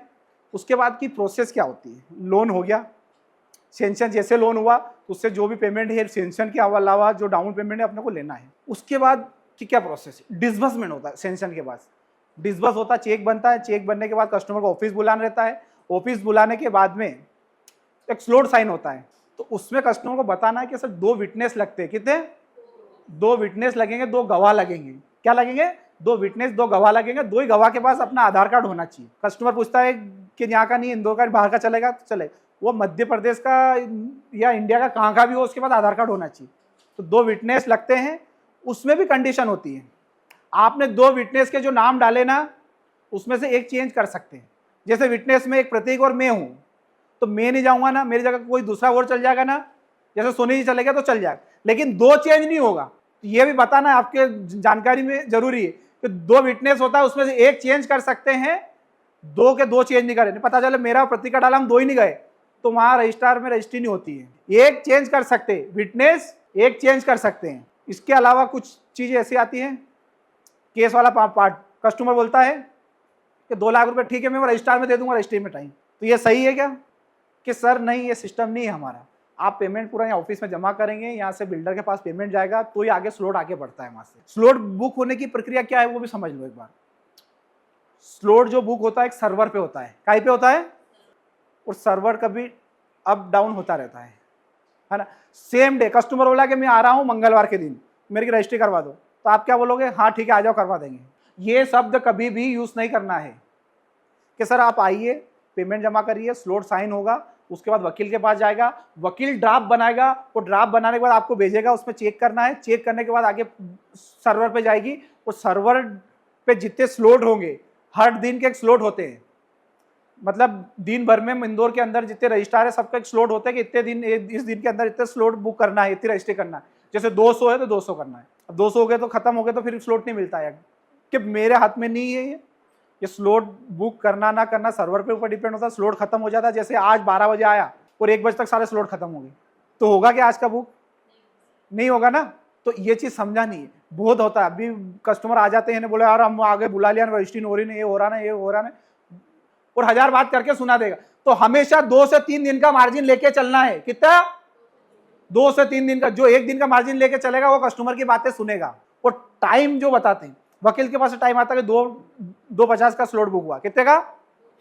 तो कस्टमर को 2:15 बजे तक ही बुलाना है। वहां पर 2:50 का बोलोगा तो वो 3 बजे तक आएगा। उसको 2:15 का स्लॉट है आपका सर, नहीं तो फिर वहां जो बिल्डर है वो वेट कर रहा है, जो रजिस्ट्री करने गया दूसरे वो भी वेट कर रहे हैं, कस्टमर आ ही नहीं रहा है। फोन लगा लगा थके, बस यहाँ आ गया, बस यहाँ आ गया, यहाँ आ गया, यहाँ आ गया, ये 2 मिनट में आया, 2 मिनट ऐसे करते करते आधे घंटे में। मैंने तो बहुत सारी रजिस्ट्री करी, 500 रजिस्ट्री करी मैंने एक बार। तो मेरे को पता है बहुत। तो ये ध्यान रखना, कस्टमर को पहले बताना है। और कोई भी दिक्कत होती है, वहां रजिस्ट्री नहीं हो रही है, सर्वर डाउन हो रहा है, तो आपको कोऑर्डिनेट करना है कब रजिस्ट्री हो रही है, कितना टाइम में हो रही है, क्या स्लॉट टाइम मिला है, कितनी बजे पहुंचना है, रजिस्ट्री हुई कि नहीं हुई। रजिस्ट्री के बाद की एक प्रोसेस होती है, इक्विटी मॉर्गेज बोलते हैं उसको। जितना लोन अमाउंट ले रहे हैं, जितना जैसे 10 लाख का लोन लिया तो 10 लाख का 25 पैसे का स्टाम्प ड्यूटी लगती है। वो अलग अलग, दो अलग प्रोसेस प्लाट में लगती है। जैसे कि वो अलग है, दो होती है। वो बिल्डर के नाम से जो चेक बन रहा है ना, उसका 25% लगता है, और ऊपर बना रहा है ना, उस पर 50 लगती है। वो भी प्लाट में होता है, फ्लैट में नहीं होता है, वो सिर्फ प्लाट में होता है ऐसा। तो वो लगती है। उसके अलावा वकील की फीस भी लगती है, रजिस्ट्रार की फीस भी लगती है। 2500 3000 वकील के रजिस्ट्रार के मिलके लगते हैं, वो स्टाम्प ड्यूटी लगती है। जैसे 5000 स्टाम्प ड्यूटी तो 3000 ही है, तो 8000 रुपये लगते हैं। क्या होता है, बहुत सारे कस्टमर बैंकर को क्लियर करना आवश्यक होता है। बैंकर नहीं क्लियर करता तो आपको बताना जरूरी है कि सर रजिस्ट्री के बाद में मॉर्गेज होता है, इसका भी खर्चा लगता है। बैंक का एक प्रोसेस है, काय का है, वो अपना कोई लेना देना ही नहीं उसमें। क्या अपना कोई लेना देना ही नहीं, वो बैंक का एक प्रोसेस है। तो ये बताना जरूरी है। तो वो बाद में बेस करता है, करते क्या करते बहुत सारे कि मैं क्यों दूं, मैं दे दिए पैसे, अपनी बात हुई थी रजिस्ट्री कहते, तो वो भी एक बताना आवश्यक है। तो ये ध्यान रखना इस चीज़ का भी। उसके बाद में रजिस्ट्री हुई, 1 से 2 दिन के अंदर रजिस्ट्री आती है। तो आपकी जिम्मेदारी है प्रतीक से या जो भी ऑफिस में है उनसे फॉलोअप लेने की, रजिस्ट्री आई या नहीं आई। आ गई तो आपको बैंक में जमा करवानी है, या कस्टमर को बुलाना है, या बैंकर को बोलना है। कभी कभी क्या होता है, प्रतीक के पास आ तो गई पर उसको ध्यान नहीं रहता, कभी काम इतना रहता है तो ध्यान नहीं रहता। तो आपकी जिम्मेदारी, आपकी रजिस्ट्री हुई तो उसके बाद उसका फॉलोअप लेना आवश्यक है कि आई कि नहीं आई। आ गई तो यहाँ रखी ऑफिस में तो तुरंत पहुंचवाओ, क्योंकि रजिस्ट्री जमा होगी तभी पैसा आएगा। बिल्डर का पैसा, कस्टमर का पैसा, वहीं चेक वहीं रहते हैं। रजिस्ट्री जमा होती है, रजिस्ट्री और मॉर्गेज दो जब जाके चेक मिलते हैं, चेक क्लियर करवा के तुरंत उससे वापस पैसे निकालना। इसकी भी एक प्रोसेस होती है रजिस्ट्री की, कि पहले की एक पीडीसी चेक लेना रहता है। इसमें क्या होता है, जैसे 20 लाख की रजिस्ट्री हो रही है, 40 लाख का फ्लैट बेचा आपने, तो उसमें जो 90% बिल्डर के नाम पे हो जाएगा, बनेगा, बाकी का ऊपर का पूरा कस्टमर के नाम पे बनता है पैसा। जैसे 5 लाख या 10 लाख बना तो कस्टमर से पीडीसी चेक लेना आवश्यक है। जो भी पेमेंट कस्टमर के नाम पे आ रहा है उसका पीडीसी चेक प्लस एक रिवर्स एग्रीमेंट वो साइन भी करवाना है, ये आवश्यक है। वो फर्स्ट प्रोबेटी तो यही है, 5 लाख का चेक उसके नाम से बना तो कस्टमर को यही बोलना है कि सर ये व्यवस्था आज 2-4 दिन के लिए आप कर दो, आप 2-4 दिन आपके खाते में आ जाएगी, पहले जमा करने ही पड़ते। फर्स्ट तो यही बोलना आपने को, लेकिन वो नहीं कर पा रहा व्यवस्था तो फिर पीडीसी चेक और रिवर्स एग्रीमेंट करवा के साइन करवाना रहेगा। आया समझ में सभी को? क्योंकि बहुत बड़ा अमाउंट होता है, 5 लाख 7 लाख 8 लाख 10 लाख, इतने बड़े अमाउंट होते हैं, वो कस्टमर के नाम पे आते हैं। बाद में पलट गया तो ये है कि कस्टमर से पहले तो यही बोलना अपने को कि सर आप 2-4 दिन के लिए व्यवस्था कर सकते हो अपने दोस्त वगैरह किसी से, तो 2-4 दिन वापस आपके खाते में आएगा, तुरंत आ जाएगा। तो 2 या 3 दिन के लिए लगता है। तो यही बताना आपने को। ठीक है, आज के लिए इतना बहुत है। तो जितने भी महत्वपूर्ण मुद्दे थे सर ने आप लोगों को बताए, सबको टच करा, लेकिन उसके अंदर डिटेल से हम अब उसको पॉइंट आउट करके और बात करेंगे। कोई भी कस्टमर आपका कस्टमर बनता कब है? जब उसका बुकिंग फॉर्म भर जाता है और ऑफिस में जमा हो जाता है, उसके पहले तक वो आपकी इंक्वायरी है। कस्टमर बना ही बुकिंग होने के बाद है। तो उस कस्टमर से रिलेशन बिल्ड करने का जो टाइम होता है वो ये सारे ही प्रोसीजर हैं। ये प्रोसीजर एक टास्क के साथ एक अपना टूल भी है कि कस्टमर से जब रिलेशन बिल्ड करने का जो टाइम है इन प्रोसीजर्स में हमको मिलेगा। तो अगर आपने ये सारे प्रोसीजर अच्छे से करे और कस्टमर को सारी सर्विस स्मूथली मिली तो आपको आगे रेफरेंस मिलेंगे, और जितनी जल्दी क्लोजिंग होगी, रजिस्ट्री हो जाएगी, पैसा आ जाएगा, उतनी जल्दी कमीशन भी रिलीज होगा। तो वो सारी चीज़ों को अब हम एक बार फिर से जो छूट गया था और जो एक्स्ट्रा है वो लेंगे। सबसे पहले तो जो नए एसोसिएट्स आ रहे हैं कंपनी में, उनकी ज्वाइनिंग की प्रोसेस पे हम बात करेंगे। जो भी नया एसोसिएट कंपनी में ज्वाइन हो रहा है उसकी ज्वाइनिंग की प्रोसीजर के लिए कंपनी ने एक बुकिंग फॉर्म बनाया हुआ है। वह बुकिंग फॉर्म हमको फिल करना है, कंपनी में जमा करना है। कंपनी ने 1100 रुपये न्यू ज्वाइनिंग एसोसिएट की फ़ीस रखी हुई है, वह फ़ीस हमें जमा करवानी है। उसके बाद ही नया एसोसिएट कंपनी में ज्वाइन हो सकता है। यह बुकिंग फॉर्म कैसे फिल करना है आप आपके सीनियर से एक बार समझ सकते हैं, और जब आप ज्वाइनिंग करवा रहे हैं तो उस पर यहाँ पर आपके सीनियर का साइन लगता है, इंट्रोड्यूसर का और जो आपके सीनियर है उनका। तो कोशिश करें कि जो फॉर्म भरवा रहे हैं आप आपके सीनियर से ही भरवाएं। तो सबसे पहले तो नया व्यक्ति आ रहा है, उसका फॉर्म भरना सबसे आवश्यक है। एसोसिएट्स जो कंपनी में ज्वाइन हो रहे हैं उनके लिए कुछ नियम है, हम उन पे बात करने वाले हैं। किसी भी नए एसोसिएट की ज्वाइनिंग पर कंपनी में 1100 रुपये फीस रखी गई है, वो मैंडेटरी है, वो हमको देनी है। उसके बाद ही कंपनी से जो किट प्रोवाइड होती है वो उसको प्रोवाइड की जाएगी, उनका आईडी कार्ड जनरेट किया जाएगा और बुकिंग फॉर्म भी उसी के साथ जमा होना चाहिए आपकी फीस के साथ। रजिस्ट्रेशन के बाद आपको उसका आईडी कार्ड जनरेट करवाना है। ये टीम लीडर की रिस्पॉन्सिबिलिटी है कि समय से उसको आईडी कार्ड मिल जाए। आईडी कार्ड नहीं होने की स्थिति में एसोसिएट किसी भी साइट पर विजिट नहीं करवा सकता है, कस्टमर को अटेंड नहीं कर सकता है। अगर किसी कारणवश आईडी कार्ड नहीं बना है, देरी से आया है, तो वह एसोसिएट विजिट अपने सीनियर को साथ में लेकर जाए और कस्टमर को सीनियर के साथ ही अटेंड करे। बिना आईडी कार्ड के कोई भी नया एसोसिएट किसी साइट पर विजिट नहीं करवाएगा, ना ही कस्टमर को अटेंड करेगा। आपके पास आईडी कार्ड नहीं है मतलब तब तक आप ऑफिशियली कंपनी का हिस्सा नहीं है। आप कंपनी में ज्वाइन हो गए हैं, फिर आपको कंपनी के द्वारा ट्रेनिंग प्रोग्राम दिया जा रहा है, वो आपको अटेंड करना है। कंपनी द्वारा जितने ट्रेनिंग प्रोग्राम है, जितनी साप्ताहिक मीटिंग है, ये सारी मीटिंग्स और ट्रेनिंग प्रोग्राम को अटेंड करना उस एसोसिएट के लिए कंपलसरी है। अगर कोई एसोसिएट ट्रेनिंग प्रोग्राम या मीटिंग्स में अनियमित है तो उसको एक रेगुलर एसोसिएट की मान्यता नहीं दी जाएगी। सीधा सीधा मतलब ये समझ लीजिए कि रेगुलर से वो पार्ट टाइम पे शिफ्ट हो जाएगा अगर वो मीटिंग्स और ट्रेनिंग प्रोग्राम को अटेंड नहीं कर रहा है तो ये हो गई हमारी ज्वाइनिंग की प्रोसेस। ज्वाइनिंग के लिए कुछ क्राइटेरिया है। एक तो एज लिमिट कि 20 प्लस होना चाहिए एज। अगर आप कोई नए एसोसिएट को ज्वाइन करा रहे हैं, हाई स्कूल पास होना चाहिए वो न्यू एसोसिएट। और 45 जो है हमारी मैक्सिमम एज लिमिट है और मिनिमम एज लिमिट है 20। अब इसके बाद जो टॉपिक है हमारा बात करने के बाद, वो है बुकिंग से लेके रजिस्ट्री तक की जितनी प्रक्रियाएं हैं उनको हम डिस्कस करेंगे। तो बुकिंग में सबसे पहले जो स्टेप होती है वो होता है बुकिंग फॉर्म। जब तक ये बुकिंग फॉर्म पूर्णतः भर के ऑफिस में जमा नहीं होगा तब तक वो बुकिंग मान्य ही नहीं है। कई बार ऐसा होता है कि हमने ऑनलाइन टोकन डलवा दिया और फ़ोन करते हैं कि सर ये टोकन डलवा दिया है, आप उस यूनिट को बुक कर दीजिए।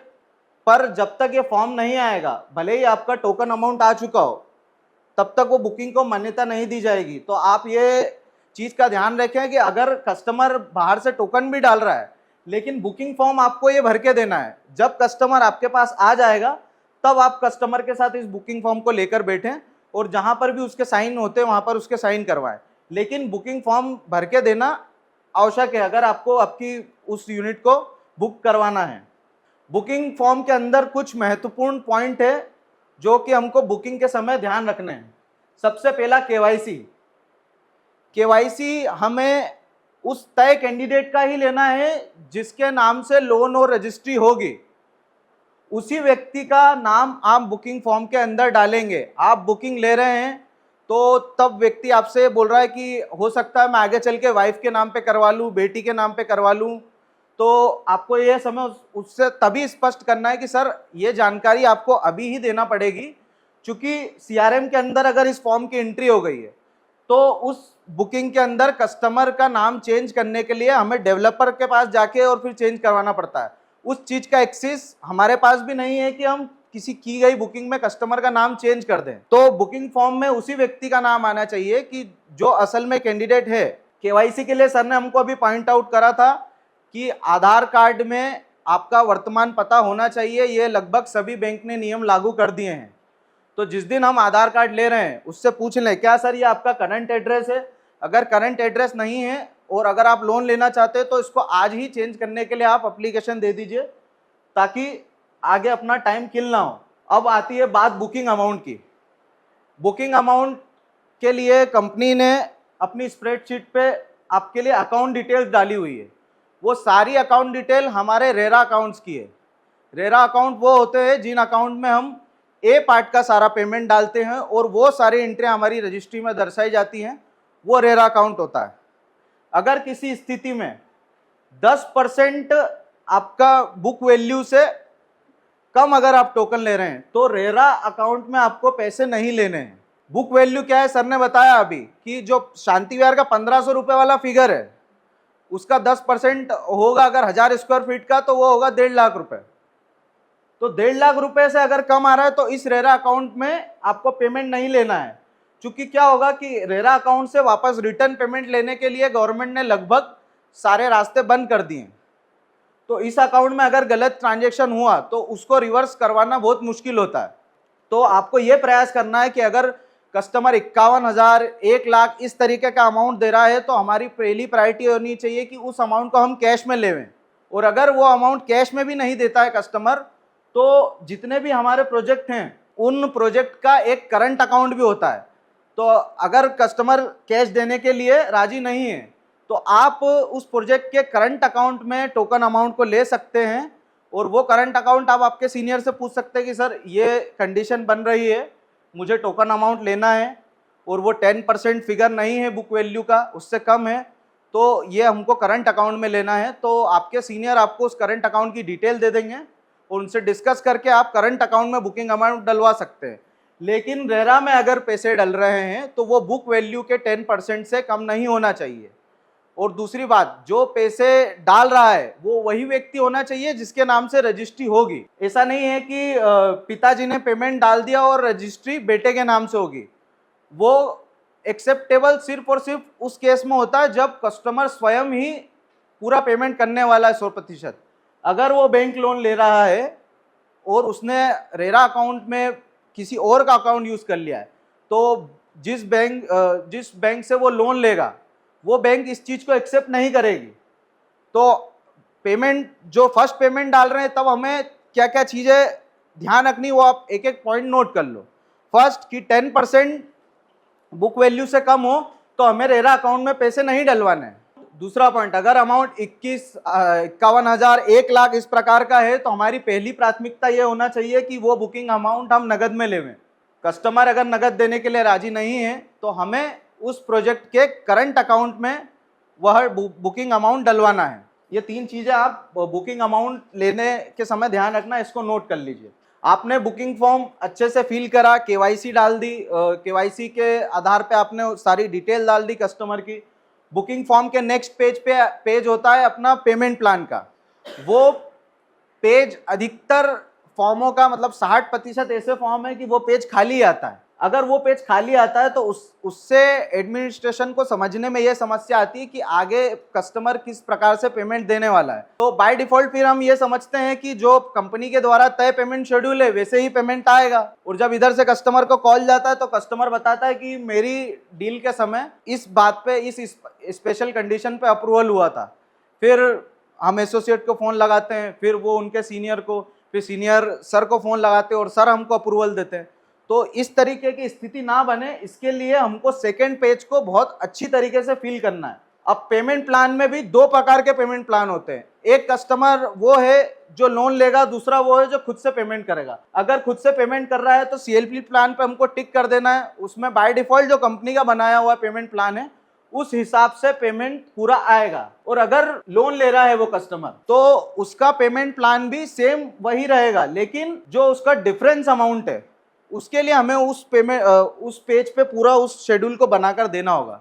अब हम बात करेंगे डिफरेंस अमाउंट पे। डिफरेंस अमाउंट क्या होता है? कोई ग्राहक लोन ले रहा है, ठीक है, उसका यूनिट है 20 लाख रुपए, हम एग्जांपल ले रहे हैं। 20 लाख रुपए का किसी ने अगर यूनिट परचेस किया है और उसका लोन है 12 लाख रुपए उस यूनिट पे, तो बच रहे हैं जो 8 लाख रुपए। यहाँ पे मैंने लिखा है इस नोट में, deal value minus loan amount is equal to difference amount. ये आप नोट कर लीजिए, क्योंकि इस डिफरेंस अमाउंट पे बहुत ज्यादा समस्याएं क्रिएट होती है। तो डिफरेंस अमाउंट क्या चीज है और उसको कैसे डील करना है वो आप अभी क्लियर करें। 12 लाख रुपए वो लोन पे डिपेंड है, 20 लाख रुपए में से बचे 8 लाख रुपए। ये 8 लाख रुपए हमें जो कंपनी द्वारा 30 दिन दिए गए हैं उस 30 दिन के अंदर लेना है। कस्टमर को आप बता दें कि सर हाँ आप लोन लेना चाहते हैं, 20 लाख रुपए आपका डील वैल्यू है, 12 लाख रुपए बैंक आपको दे देगा।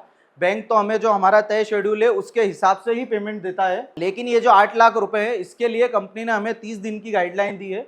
ये 30 दिन के अंदर आपको हमें 8 लाख रुपए जमा करवाने हैं। फिर उस समय ग्राहक बोलता है कि मेरे पास अभी तो 8 लाख रुपए की व्यवस्था नहीं है, मैं 8 लाख रुपए आपको इमीडिएटली 30 दिन में नहीं दे सकता।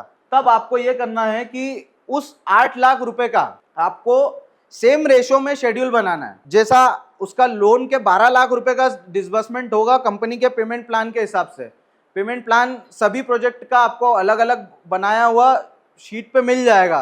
जहाँ पे आपकी स्प्रेडशीट है वहाँ पे पेमेंट प्लान की लिंक भी है। तो प्लिंथ पे 10%, उसके अगले स्टेप पे 10%, ऐसे करके हर प्रोजेक्ट के पेमेंट, तो आपको उस डिफरेंस अमाउंट का पेमेंट प्लान फॉर्म के अंदर मेंशन करना है कि सर हमारी स्टेज वाइज आपको ये डिफरेंस अमाउंट को वैसे वैसे पे करना है, ताकि जब हम 100% की स्थिति पे आए तब तक वो डिफरेंस अमाउंट पूरा क्लियर हो जाना चाहिए। बिना डिफरेंस अमाउंट क्लियर हुए रजिस्ट्री नहीं होगी। तो डिफरेंस अमाउंट का हम विशेष ध्यान रखें कि जितना डिफरेंस आ रहा है वो सबसे पहले तो 30 दिन के अंदर जमा होना चाहिए।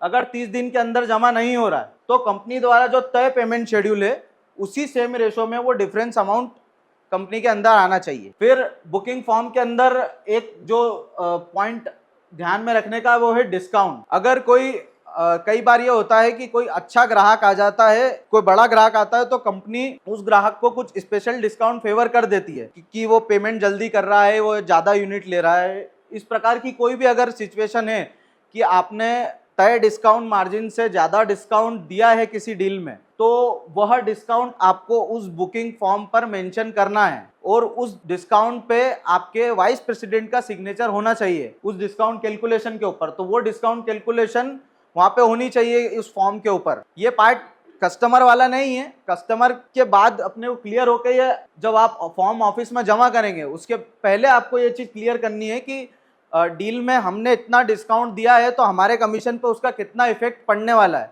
ये आपको उस डील की बुकिंग के समय ही पता होना चाहिए।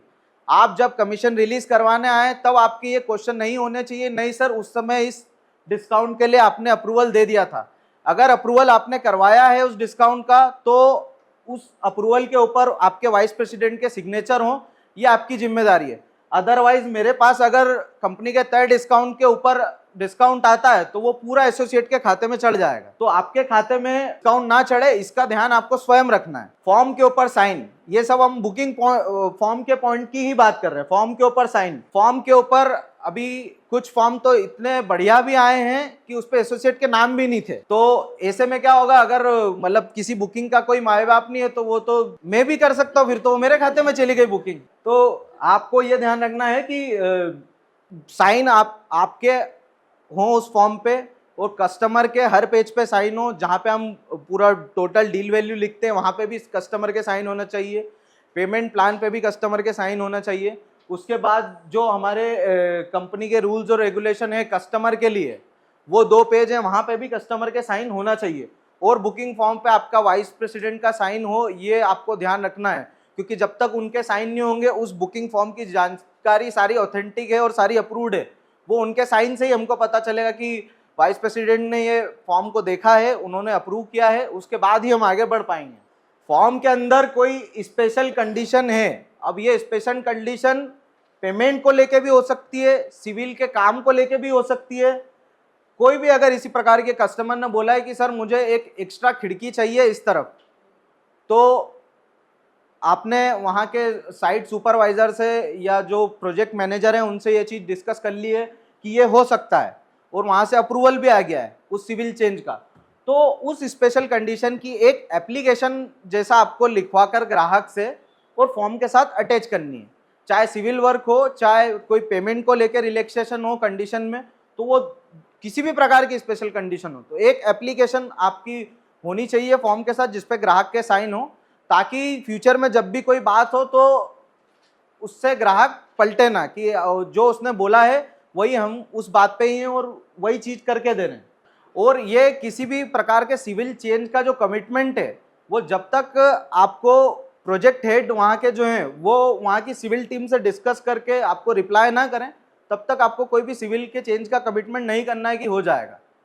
क्योंकि बाद में कस्टमर आपको ही फॉलोअप करने वाला है कि मैंने बोला था आपको एसी की पाइपलाइन डलवा के देना है, बड़ा वॉश बेसिन लगवा के देना है। तो ये सारी चीज़ें आप जब तक उसके लिए हाँ ना करें जब तक आपको अप्रूवल ना मिले। बुकिंग फॉर्म भरने के बाद अपन आते हैं डाउन पेमेंट के ऊपर। डाउन पेमेंट के लिए कंपनी ने 7 दिन की समय सीमा आपको दी है। तो 7 दिन में कितने लोगों का डाउन पेमेंट आया है, कोई ऐसा ठोक बजा के अभी हाथ खड़ा करके बता सकता है क्या 7 दिन में मेरा पेमेंट आ गया था?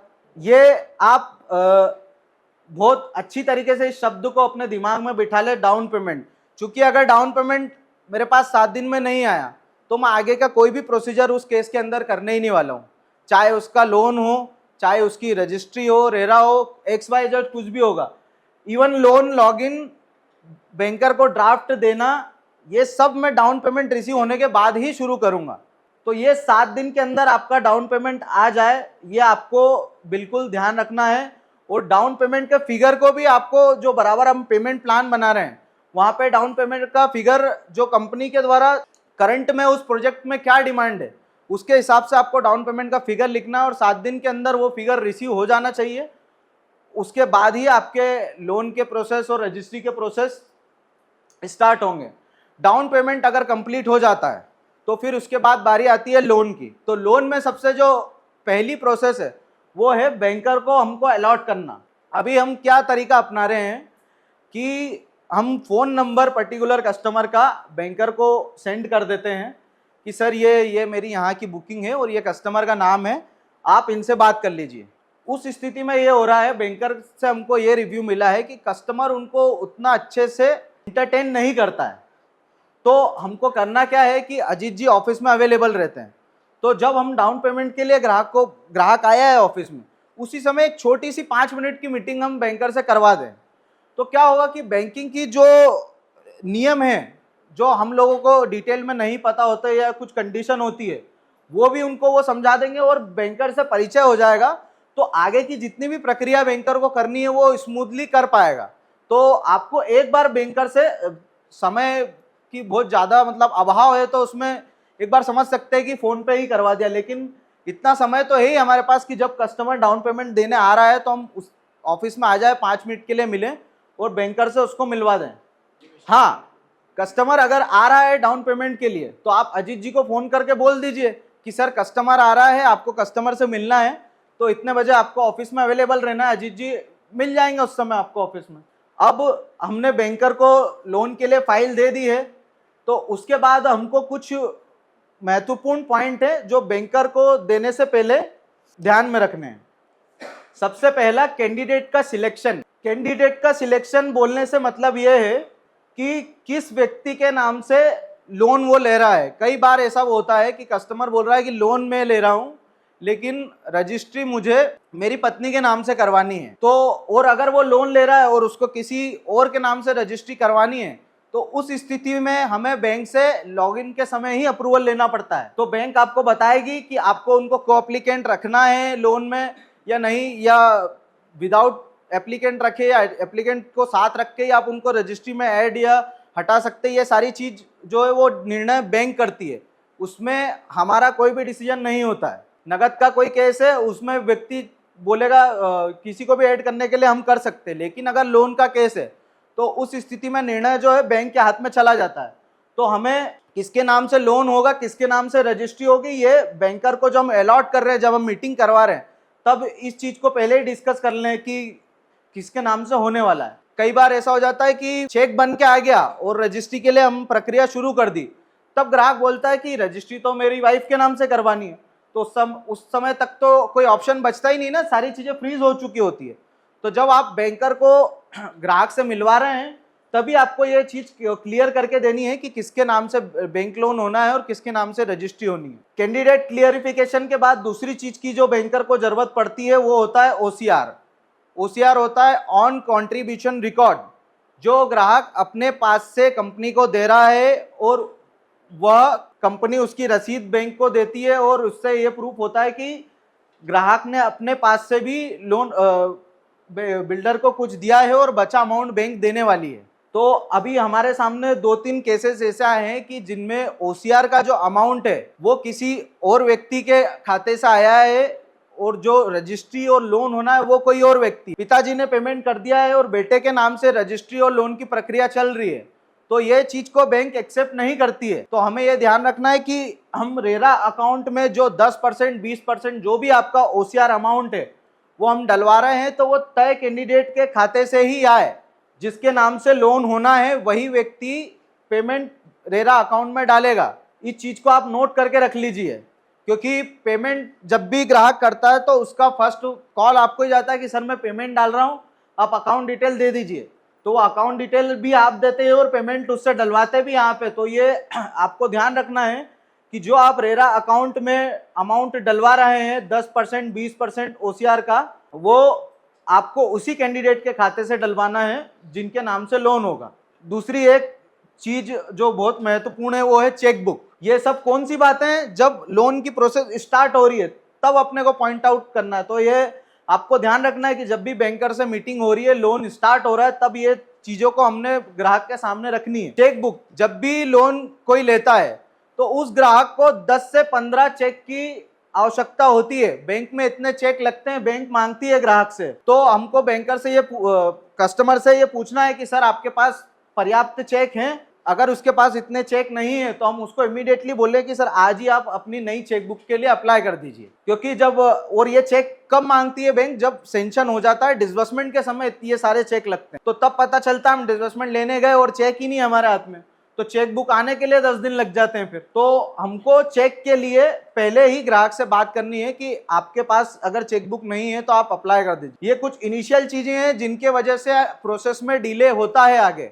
तो हमको लॉगिन करने के पहले ही ये सब चीजें क्लियर करके चलनी है। ये एक पॉइंट यहाँ पे छूट गया है। 3 चीजें हमने बात करी, कैंडिडेट का सिलेक्शन, OCR और चेकबुक। यहीं पे आपको बैंकर को प्रोसेसिंग फीस का चेक भी दिलवाना है। क्योंकि होता क्या है कि ये सारी चीजें कंप्लीट हो गई और जब बैंक फाइनली जब लॉगिन के लिए बैंकर कॉल करता है कि सर ये अमाउंट आप डाल दीजिए, तो अब मैं लॉगिन करके आपका सेंक्शन ले लेता हूँ, तब ग्राहक के तरफ से डिले आया है, इस तरीके के रिव्यू आए हैं। तो जो प्रोसेसिंग फीस का चेक है वो आप जब आपकी मीटिंग हो रही है तभी ग्राहक से दिलवा दीजिए, ठीक है ना। चेक से अजीत जी काम हो जाएगा। तो प्रोसेसिंग फीस का चेक भी आपको बैंकर को लॉगिन के समय ही दिलवाना है। रेरा और रजिस्ट्री की प्रक्रिया शुरू करने के पहले अपन फिर से वहीं आ जाते हैं पेमेंट पे। अगर किसी भी प्रकार का पेमेंट ड्यू है तय शेड्यूल से, तो रेरा और रजिस्ट्री की प्रक्रिया होगी ही नहीं। तो पहला अपना बिंदु तो यह है कि अगर रेरा और रजिस्ट्री कोई भी लीगल प्रोसेस आपको अगर ग्राहक की करवानी है तो उसका पूरा पेमेंट तय शेड्यूल के हिसाब से क्लियर होना चाहिए। रेरा और रजिस्ट्री शुरू करने का पहला सबसे पॉइंट होता है ड्राफ्टिंग। ड्राफ्टिंग क्या होती है वो सर ने हमको बता दी है। अब ड्राफ्टिंग आपको कैसे मिलेगी वो मैं आपको बता देता हूँ। हमारे ऑफिस में शुभम भारती जी हैं जो आपको ये सारे डॉक्यूमेंट प्रोवाइड करने के लिए हैं। तो ड्राफ्टिंग बनवाने के लिए एक वकील द्वारा दिया गया एक फॉर्म होता है, वह फॉर्म आप शुभम जी के साथ जाके भर दीजिए। शुभम जी फिल कर देंगे। आपको शुभम जी को ग्राहक की जानकारी देनी है, बस आपका इतना काम है कि ये इसके नाम से लोन होना है, इस व्यक्ति के नाम से रजिस्ट्री होना है, तो आप ये इसका KYC है वो शुभम जी को आपको प्रोवाइड करनी है। वो फॉर्म फिल कर देंगे। और ड्राफ्टिंग के समय एक महत्वपूर्ण चीज जो चाहिए वो है कस्टमर का बैंक स्टेटमेंट। कस्टमर आपको पेमेंट करता है तो आपको कस्टमर उस पेमेंट का स्क्रीनशॉट भेज देता है, वही आप हमको भेज देते हैं, हम उसके आधार पे उस स्क्रीनशॉट से एंट्री कर लेते हैं। लेकिन जब ड्राफ्ट बनवाने की बारी आ रही है तो हमको, भले ही हमारे पास वो स्क्रीनशॉट है ऑलरेडी, लेकिन हमें उसका बैंक स्टेटमेंट चाहिए। क्योंकि उस बैंक स्टेटमेंट से 2 चीजें स्पष्ट होंगी। एक तो उसी तय कैंडिडेट के ही खाते से ही वो अमाउंट आया है OCR का, वो हम क्लियर हो जाएंगे। और दूसरा उसके रेफरेंस नंबर। जब भी हम UPI मोड को यूज करते हैं पेमेंट करने के लिए, वो तो रेफरेंस नंबर स्टेटमेंट में और उस स्क्रीनशॉट में दोनों में डिफरेंस होता है। तो हमें रेफरेंस नंबर एंट्री में वही लेना है जो कि स्टेटमेंट में दर्शा रहा हो। तो ड्राफ्टिंग बनवाने के लिए हमें 2 चीजों की रिक्वायरमेंट है, एक तो KYC उस ग्राहक की और उसका बैंक स्टेटमेंट। और ये दोनों चीजें किसको देनी है? शुभम जी को। तो आप उनको देंगे तो वो आपकी ड्राफ्टिंग बनवाकर आपको दे देंगे। ड्राफ्टिंग बन जाने के बाद यह है ड्राफ्टिंग हमको ग्राहक को चेक करनी है। ड्राफ्टिंग की जरूरत किसको होती है? बैंकर को। पर बैंकर को जाने के पहले एक बार ग्राहक को जानी चाहिए, ताकि ग्राहक उसमें अपनी निजी जानकारी चेक करेगा, अपना नाम, एड्रेस, उसमें कोई स्पेलिंग एरर तो नहीं है, उसकी स्वयं की पेमेंट डिटेल की बैंक का नाम गलत तो नहीं है, कहीं रेफरेंस नंबर में गलती तो नहीं है, कहीं डेट गलत तो नहीं है। क्या चीजें चेक करना है उसका भी एक हिंदी में मेरे पास मैसेज बना हुआ है, मैं अभी ग्रुप में डाल देता हूँ। तो जब भी आप ड्राफ्टिंग शेयर करेंगे कस्टमर के साथ तो वो मैसेज को भी आपको साथ में शेयर करना है। ड्राफ्ट के बाद ड्राफ्ट ओके हो गया, ग्राहक ने चेक कर लिया, उसके बाद हम 50% हमारा काम हो चुका है रेरा और रजिस्ट्री की प्रक्रिया के लिए। अब उसके बाद आते हैं हम सिक्योरिटी एग्रीमेंट एवं सिक्योरिटी चेक। सिक्योरिटी एग्रीमेंट और सिक्योरिटी चेक वह चीज होती है जो हम डिफरेंस अमाउंट, जो हमने अभी थोड़ी देर पहले बात करी कि जो डिफरेंस अमाउंट ग्राहक से लेना बकाया है और जो कि लोन से डिसबर्समेंट होना बाकी है। अल्टीमेटली कि हम रजिस्ट्री और रेरा एग्रीमेंट कर रहे हैं, लेकिन डील अमाउंट में से जो हमें पैसा आना बाकी है, उस बचे पैसे के अगेंस्ट में हम एक सिक्योरिटी एग्रीमेंट करते हैं और सिक्योरिटी चेक लेते हैं। उस सिक्योरिटी एग्रीमेंट में लिखा होता है कि ये इस ग्राहक की डील कितने की है, इसकी रजिस्ट्री कितने की है, कितना इसके लोन से हमारे पास डिसबर्समेंट आया है, कितना इतने दिया है। एक तरह से उसका पूरा अकाउंट का ब्यौरा उस एग्रीमेंट के अंदर रहता है और उसमें लिखा होता है कि आपको इस तारीख तक इतना पेमेंट ऑफिस में जमा करना है।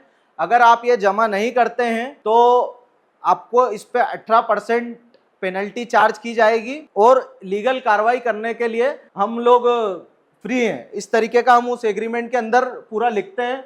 उस एग्रीमेंट को हम 100 रुपए के स्टाम्प पेपर पे करवाते हैं। तो वो एग्रीमेंट, अगर कोई लोन वाला केस है और उसका पैसा आना बचा है डील अमाउंट में, तो ये एग्रीमेंट हमको करवाना है। इस चीज का विशेष ध्यान रखना है। एग्रीमेंट के साथ हमको 4 ब्लैंक चेक लगते हैं क्लाइंट। उस ब्लैंक चेक पे कोई फिगर मेंशन नहीं होगा, कोई डेट मेंशन नहीं होगी, सिर्फ साइन होंगे ग्राहक के आगे, वो पीछे 2 साइन होंगे। और उसको ये बात नहीं चलेगी कि ग्राहक ब्लैंक चेक देने से मना कर रहा है। आप उसको लाखों रुपए की प्रॉपर्टी बेच सकते हैं, तो 4 ब्लैंक चेक भी आप ले सकते हैं, इतने कैपेबल हैं आप। और अगर वो नहीं दे रहा तो आप सीनियर की सहायता लें, मेरी सहायता लें कि उसको समझाने, हम समझाएंगे कि ये हमारा सिस्टम है। अगर लोन का केस है तो ये एग्रीमेंट आपको साइन करना रहेगा। अगर वो एग्रीमेंट और चेक की प्रक्रिया को करने का मना करता है ग्राहक, तो आपको ये प्रस्ताव रखना है कि ठीक है सर, हम ये एग्रीमेंट और चेक नहीं लेते हैं, आप जो बचा अमाउंट है पूरा कंपनी में जमा कर दीजिए और हम रेरा और रजिस्ट्री की प्रक्रिया को आगे बढ़ाएंगे। आगे बढ़ते हैं अपन स्लॉट पेपर पे। स्लॉट पेपर वह पेपर है जिसके आधार पे वकील हमारा रजिस्ट्री या रेरा का स्लॉट बुक करता है। उस स्लॉट पेपर पे तय कैंडिडेट्स की साइन होती है, 2 गवाहों की साइन होती है और बिल्डर्स की साइन होती है। तो आपकी जिम्मेदारी क्या है कि तय कैंडिडेट और 2 गवाहों की साइन हो, बिल्डर की साइन कंपनी करवा लेती है। और हर प्रोजेक्ट में अलग अलग स्लॉट पेपर यूज होता है। इवन सेम प्रोजेक्ट में भी 2 प्रकार के स्लॉट यूज होते हैं। तनिष्क कॉरिडोर में 2 अलग अलग स्लॉट्स हैं, ओरियन पार्क के अंदर 2 अलग अलग स्लॉट्स हैं। तो आपको प्राथमिकता ये देनी है कि किसी भी ग्राहक का जो स्लॉट पेपर है वो ऑफिस में ही साइन हो। अगर किसी कारणवश कोई ग्राहक बाहर से आ रहा है या इंदौर में नहीं रहता है, तो उसके लिए आप एडमिन में आके डिस्कस कर सकते हैं कि ऐसी स्थिति है, तो फिर आपको उस हिसाब से आगे गाइड कर दिया जाएगा। लेकिन ग्राहक को यह जरूर बताना है कि आपके जो तय कैंडिडेट हैं उनके साइन लगेंगे, उनको रजिस्ट्रार में जाना है। आपके तरफ से 2 गवाहों के साइन लगेंगे, उनको रजिस्ट्रार में जाना है। ये स्लॉट पेपर में अपने को ध्यान रखना है। स्लॉट पेपर आपका कंप्लीट हो गया, ड्राफ्ट आपका कंप्लीट हो गया, आपका सिक्योरिटी एग्रीमेंट कंप्लीट हो गया। उसके बाद हमको देनी है वकील की फीस। वकील की फीस जो है, हमने कुछ प्रोजेक्ट की, जैसे नरीमन है तो नरीमन की हमने उसमें ही अपडेट करी हुई है शीट के अंदर ही। और अभी मैं जिन प्रोजेक्ट्स का डाटा है मेरे पास वो आपको शेयर भी कर रहा हूं मैं ग्रुप के अंदर। जैसे अभी मैं ओरियन पार्क के आपको खर्चे भेज रहा हूं ग्रुप में कि वकील के रजिस्ट्री करवाने के लिए इतना खर्च लगता है। देखिए, मैंने जो शेयर किया है वो 600 स्क्वायर फीट के प्लॉट के लिए शेयर किया है कि मेल कैंडिडेट है तो उसमें कितना खर्च लगेगा, फीमेल कैंडिडेट है तो उसमें कितना खर्च लगेगा, और 800 के लिए। अगर कोई साइज चेंज है तो वो हम वकील से उसके लिए कंफर्म करेंगे कि कितना खर्च लगना है, इससे बड़ा हुआ साइज है या इससे घटा हुआ। कॉर्नर प्लॉट कोई भी होता है किसी भी प्रोजेक्ट में, तो उस कॉर्नर प्लॉट का खर्च रजिस्ट्री का नॉर्मल प्लॉट से ज्यादा लगता है, क्योंकि उसके अंदर 10% की गाइडलाइन बढ़ा के लेते हैं। तो ये हमको विशेष ध्यान रखना है कि जब भी हम कॉर्नर प्लॉट का खर्च अगर किसी ग्राहक को बता रहे हैं तो उसमें बढ़ के लगेगा 10% खर्च। मैंने तनिष्क कॉरिडोर का शेयर किया है, वैसे ही अभी मैं आपको ओरियन पार्क का भी शेयर कर रहा हूँ और नरीमन सिटी का भी कर रहा हूँ। यही 3 अभी प्रोजेक्ट है जिनमें हमारा रेरा और रजिस्ट्री की प्रक्रिया चल रही है।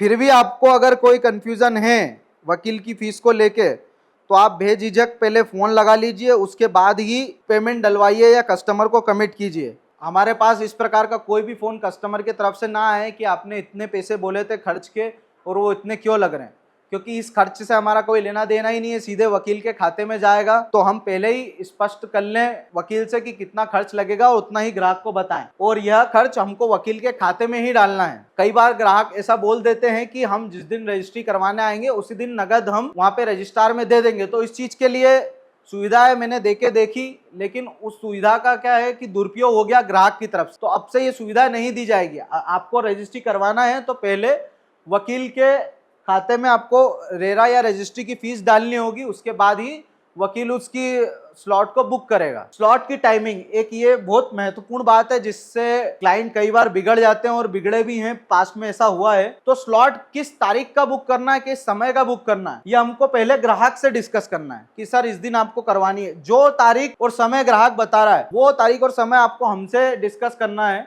तो हम उस तारीख और समय के लिए रजिस्ट्रार में छुट्टी तो नहीं है, या उस समय जो साइनिंग अथॉरिटी आने वाले वो अवेलेबल है कि नहीं है, ये चीजें हम आपको क्लियर करके बताएंगे। तब आपको बताना है ग्राहक को कि इस दिन हम रजिस्ट्री कर सकते हैं या रेरा कर सकते हैं।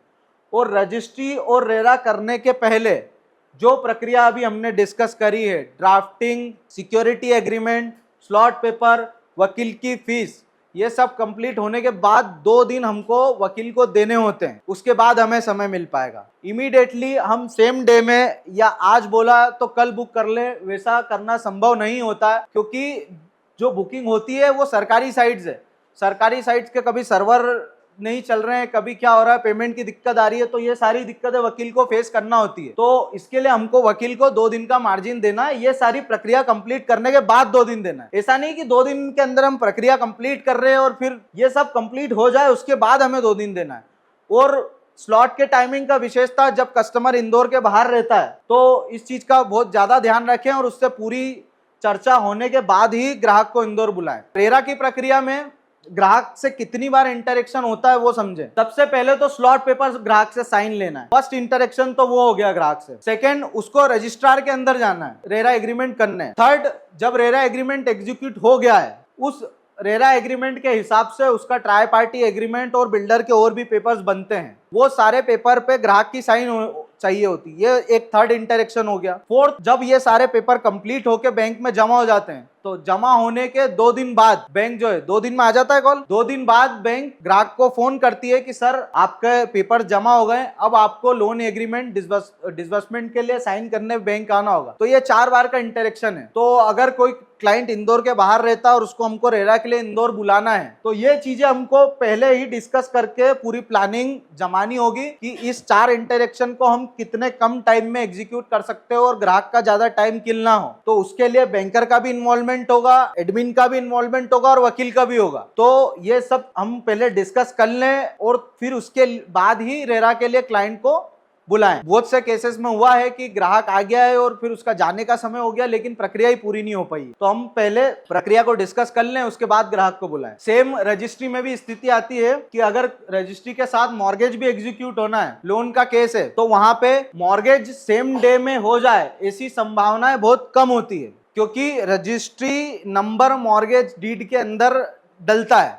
तो जब रजिस्ट्री कंप्लीट होगी उसके बाद ही मॉर्गेज को फाइनल वकील बुक कर सकता है। तो अगर रेरा के लिए तो इतने 3-4 चरण बता दिए मैंने, लेकिन रजिस्ट्री में भी अगर कोई आ रहा है और लोन केस और मॉर्गेज है तो हमें मॉर्गेज के लिए एक दिन एक्स्ट्रा क्वेश्चन में लेके चलना है। ये ग्राहक के दिमाग में हम पहले से ही फिट करके रखें।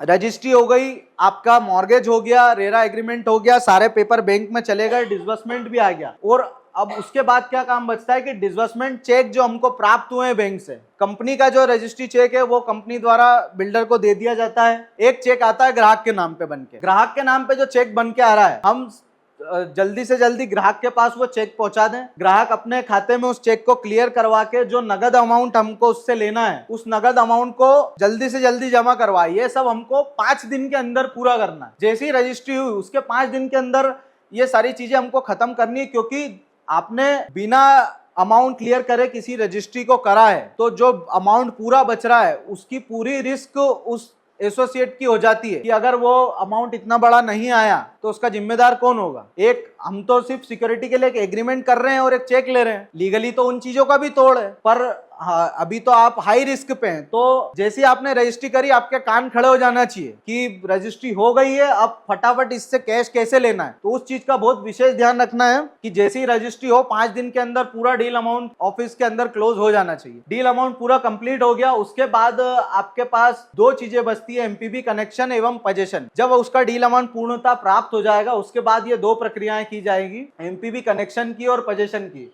एमपीबी कनेक्शन करवाने के लिए कंपनी के तरफ से विकास है अवेलेबल ऑफिशियली, जो एमपीबी कनेक्शन का आपका फॉर्म फिल करेगा और बिल्डर को जमा करेगा। एमपीबी कनेक्शन में जो डॉक्यूमेंट लगते हैं, 2 फोटो लगते हैं ग्राहक के, एक 500 रुपए का स्टाम्प लगता है और रजिस्ट्री की कॉपी लगती है। इतनी चीजें हमें चाहिए होती है। और नरीमन सिटी का जो एमपीबी कनेक्शन है, वहां पे अगर 2 नाम से है रजिस्ट्रियां, तो एक शपथ पत्र भी देना होता है कि हमें किसी एक कैंडिडेट के नाम पे कनेक्शन करवा के देने में कोई आपत्ति नहीं है। तो वो शपथ पत्र भी ग्राहक को बनवा के देना होता है 100 रुपए के स्टाम्प पर। तो ये चीजें आप नोट कर लीजिए कि एमपीबी में क्या क्या लगती है, या आप कंप्लीट करके देंगे, उसके बाद ही कनेक्शन के लिए अप्लाई होगा। वो कनेक्शन आने में 20 दिन का समय तो लगता ही लगता है बेयर मिनिमम, और उससे ज्यादा भी लग जाता है कि यहाँ से कनेक्शन गया, मीटर वहां से आएगा, क्योंकि वो सरकारी प्रक्रिया है। ये कस्टमर के दिमाग में हम बिठा दे कि वो सर आप जल्दी से रजिस्ट्री करवाएं, जल्द से जल्द पैसा जमा करवाएं, तो आपका कनेक्शन जल्दी होगा। और उसके पहले, कनेक्शन के पहले हम पोजीशन देने की स्थिति में नहीं है। कई बार हम ऐसा कमिटमेंट कर देते कि ठीक है सर रजिस्ट्री होगी, हम टेम्परेरी कनेक्शन से आपको कर देंगे और पोजीशन दिलवा देंगे, लेकिन ये सुविधा कब तक है और मिलेगी या नहीं मिलेगी उसकी कोई गारंटी थोड़ी है। ये तो बिल्डर के द्वारा हमको सुविधा दे रहे हैं वो, कि उनके कॉमन मीटर से पोजीशन के लिए वो ग्राहक को कनेक्शन दे देते हैं।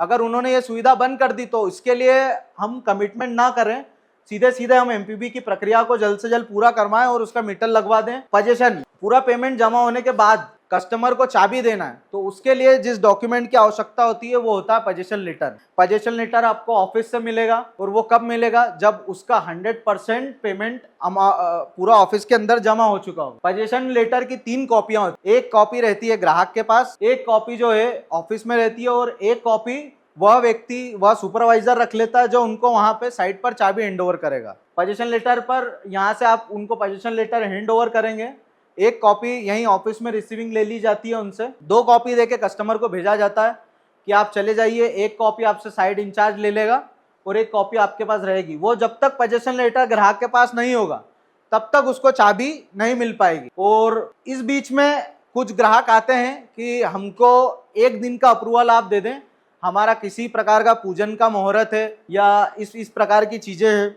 उससे समस्या ये आती है कि इस 1 दिन के अप्रूवल देने में कई बार पास्ट में कुछ ऐसे केसेस हुए हैं कि कस्टमर ने कुछ उसका सामान लाके भी रख दिया है, उसने पूजन करी है तो उसने कुछ फर्नीचर लाके रख दिया है, या ऐसी चीजें हो गई है। इंचार्ज ने उसको ताला खोल के दिया है पूजन करने को, तो इंचार्ज के पास इतना समय नहीं है कि वो बारीकी से वहां देखेगा कि कस्टमर कुछ सामान तो नहीं रख रहा है। तो अगर कस्टमर ने बिना पोजीशन लेटर लिए, बिना अमाउंट ड्यूज किए वहां पे कोई सामान रख दिया या कब्जा कर लिया, एक तरह से हम देखें, तो उसमें रिस्क किसकी है। तो इस तरीके की बात हम लेके ही नहीं आए कि हमको 1 दिन के पूजन के लिए अप्रूवल चाहिए या थोड़ी देर के लिए वहां पर पोजीशन चाहिए। ये नहीं होगा, जब तक ग्राहक का 100% पेमेंट नहीं आ जाता तब तक किसी भी प्रकार की अनुमति नहीं मिलेगी उस प्रॉपर्टी के लिए ग्राहक को। पोजीशन लेटर होगा तो ही साइड इंचार्ज उनको एक्सेस देगा। ये रजिस्ट्री से लेके, बुकिंग से लेके रजिस्ट्री तक की प्रक्रियाएं थी जिन पे हमने डिस्कस करा। अजीत श्रीवास जी है जो कंपनी की तरफ से अधिकृत बैंकर हैं। कोई भी आपका लोन केस रहता है तो आपको